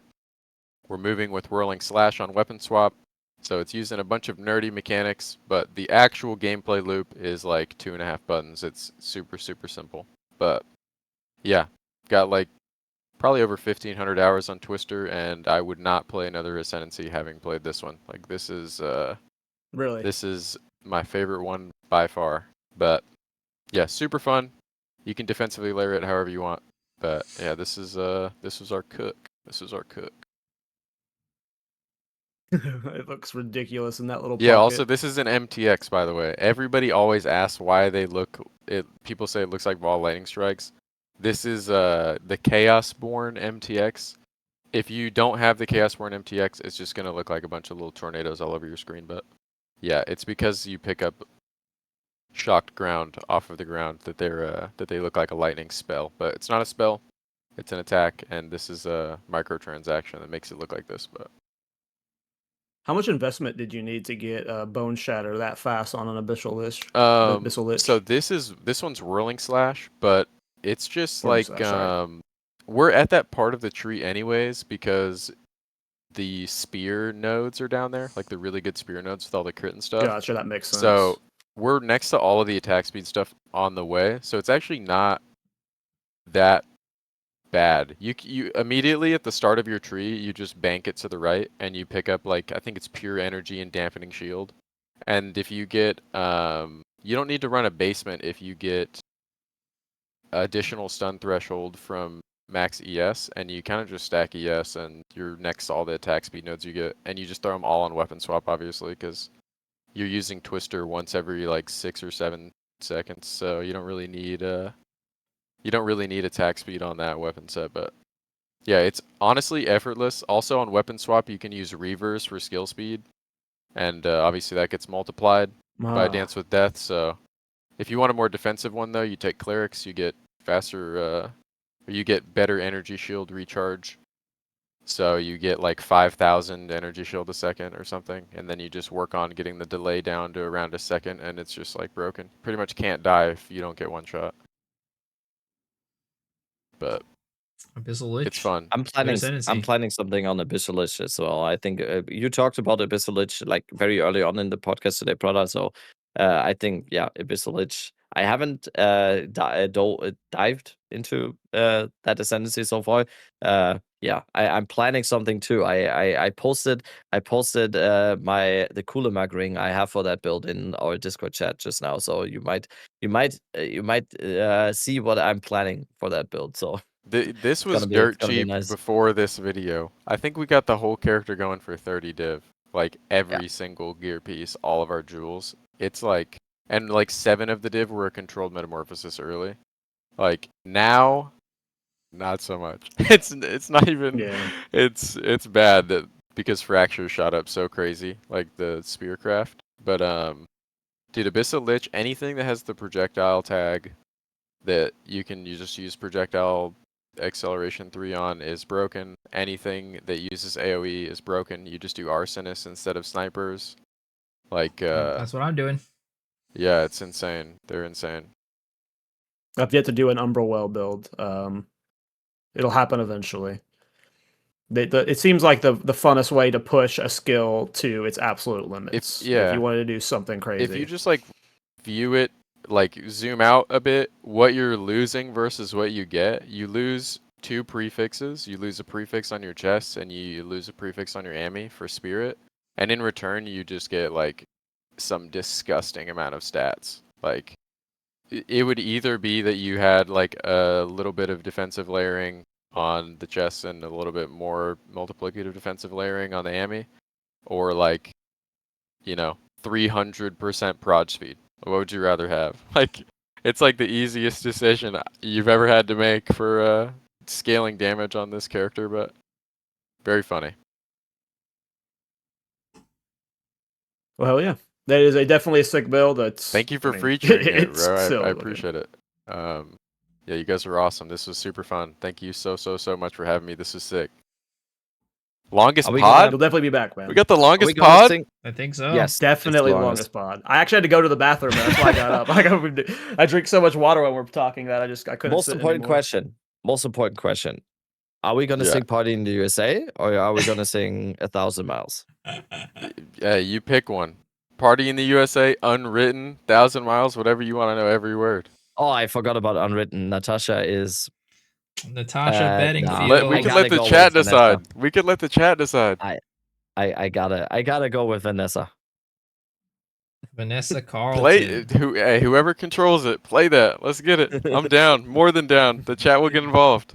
Let's get this podcast demonetized. For anyone that is still watching in this 3-hour podcast that doesn't know, Prada is the absolute goat of singing. One of the songs He's lying. Am I allowed to tell the story, Prada? Am I allowed to tell the story? Why? The how that 730 one? Yeah. Go ahead, bro. Go ahead. Prada's internet always used to die just exactly at 7:30 in the evening, and he always, as a tradition, he started to sing one of those 3 songs. I think it started with Vanessa. It was just unwritten. Right? Yeah. Oh, unwritten. Okay. To cope with the depression of my internet going out. Exactly. And always at the same time his internet went out at exactly 7:30, and he started the song at like 7:28 or something, and it never he was never made it able through to the finish. song. Exactly. And at one point the internet didn't go out, and then you were just like, oh my god, we're getting that one day, bro. So now, if you ever are on Twitch and 787 Prada is streaming, you gotta watch the full stream now, because at the end of the stream you're gonna get a little treat. So that is. Oh, okay. We gotta lock in the 1 year streaming anniversary. We're gonna get everybody in a call, the whole community. We're all gonna sing it. Yes, I'm down. I'm gonna have my 1 year. I'm gonna have my 1 year streaming anniversary like very soon, actually. So it's gonna be fun. When did you start streaming? Not to run my this first on Twitch, any longer, but my first Twitch stream was February 8th. We're like almost the exact same. I think I'm like like almost to the day. I think I might also be February 8th. We need to do something. Okay. That's not for the pod now, but I'm gonna DM you. We need to do something. Awesome, bro. Awesome. Yeah. You guys are great. Okay. This is a blast. You guys are awesome. Thank you so much. Yeah, go ahead and give your plugs, your shout outs, where can people follow you and whatnot. 787 Prada everywhere. Yeah, I appreciate it. This is pretty dope. We just do YouTube and Twitch, but this was awesome. I do educational stuff, just a little quick bio, educational content usually.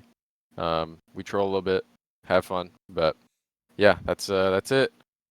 Thank you. You guys are goated. Most humble streamer of all time that's ever lived ever in the existence of ever. Me? Yep. Most humble ever of all time ever. All right, guys. I'm going to jump out of here. Thank you for having me. You guys are awesome. Yep. Later. Peace. Alrighty. All right, we'll just go ahead and wrap up then. Miso, give your plug. Yeah, for sure. Yeah, I forgot. I was about to end the stream. I forgot about the plugs. No, we still got to close out the pod. We still got to close out the pod for us. Yeah, I completely forgot. Twitch.tv/misoxiru. Find me there every single night. I stream. I'm be doing the Hammer of the Gods build and doing the private league as well. And then you can also find me on YouTube, misoxiru. So yeah, come hang out there. Hello, Rabbit. Me too.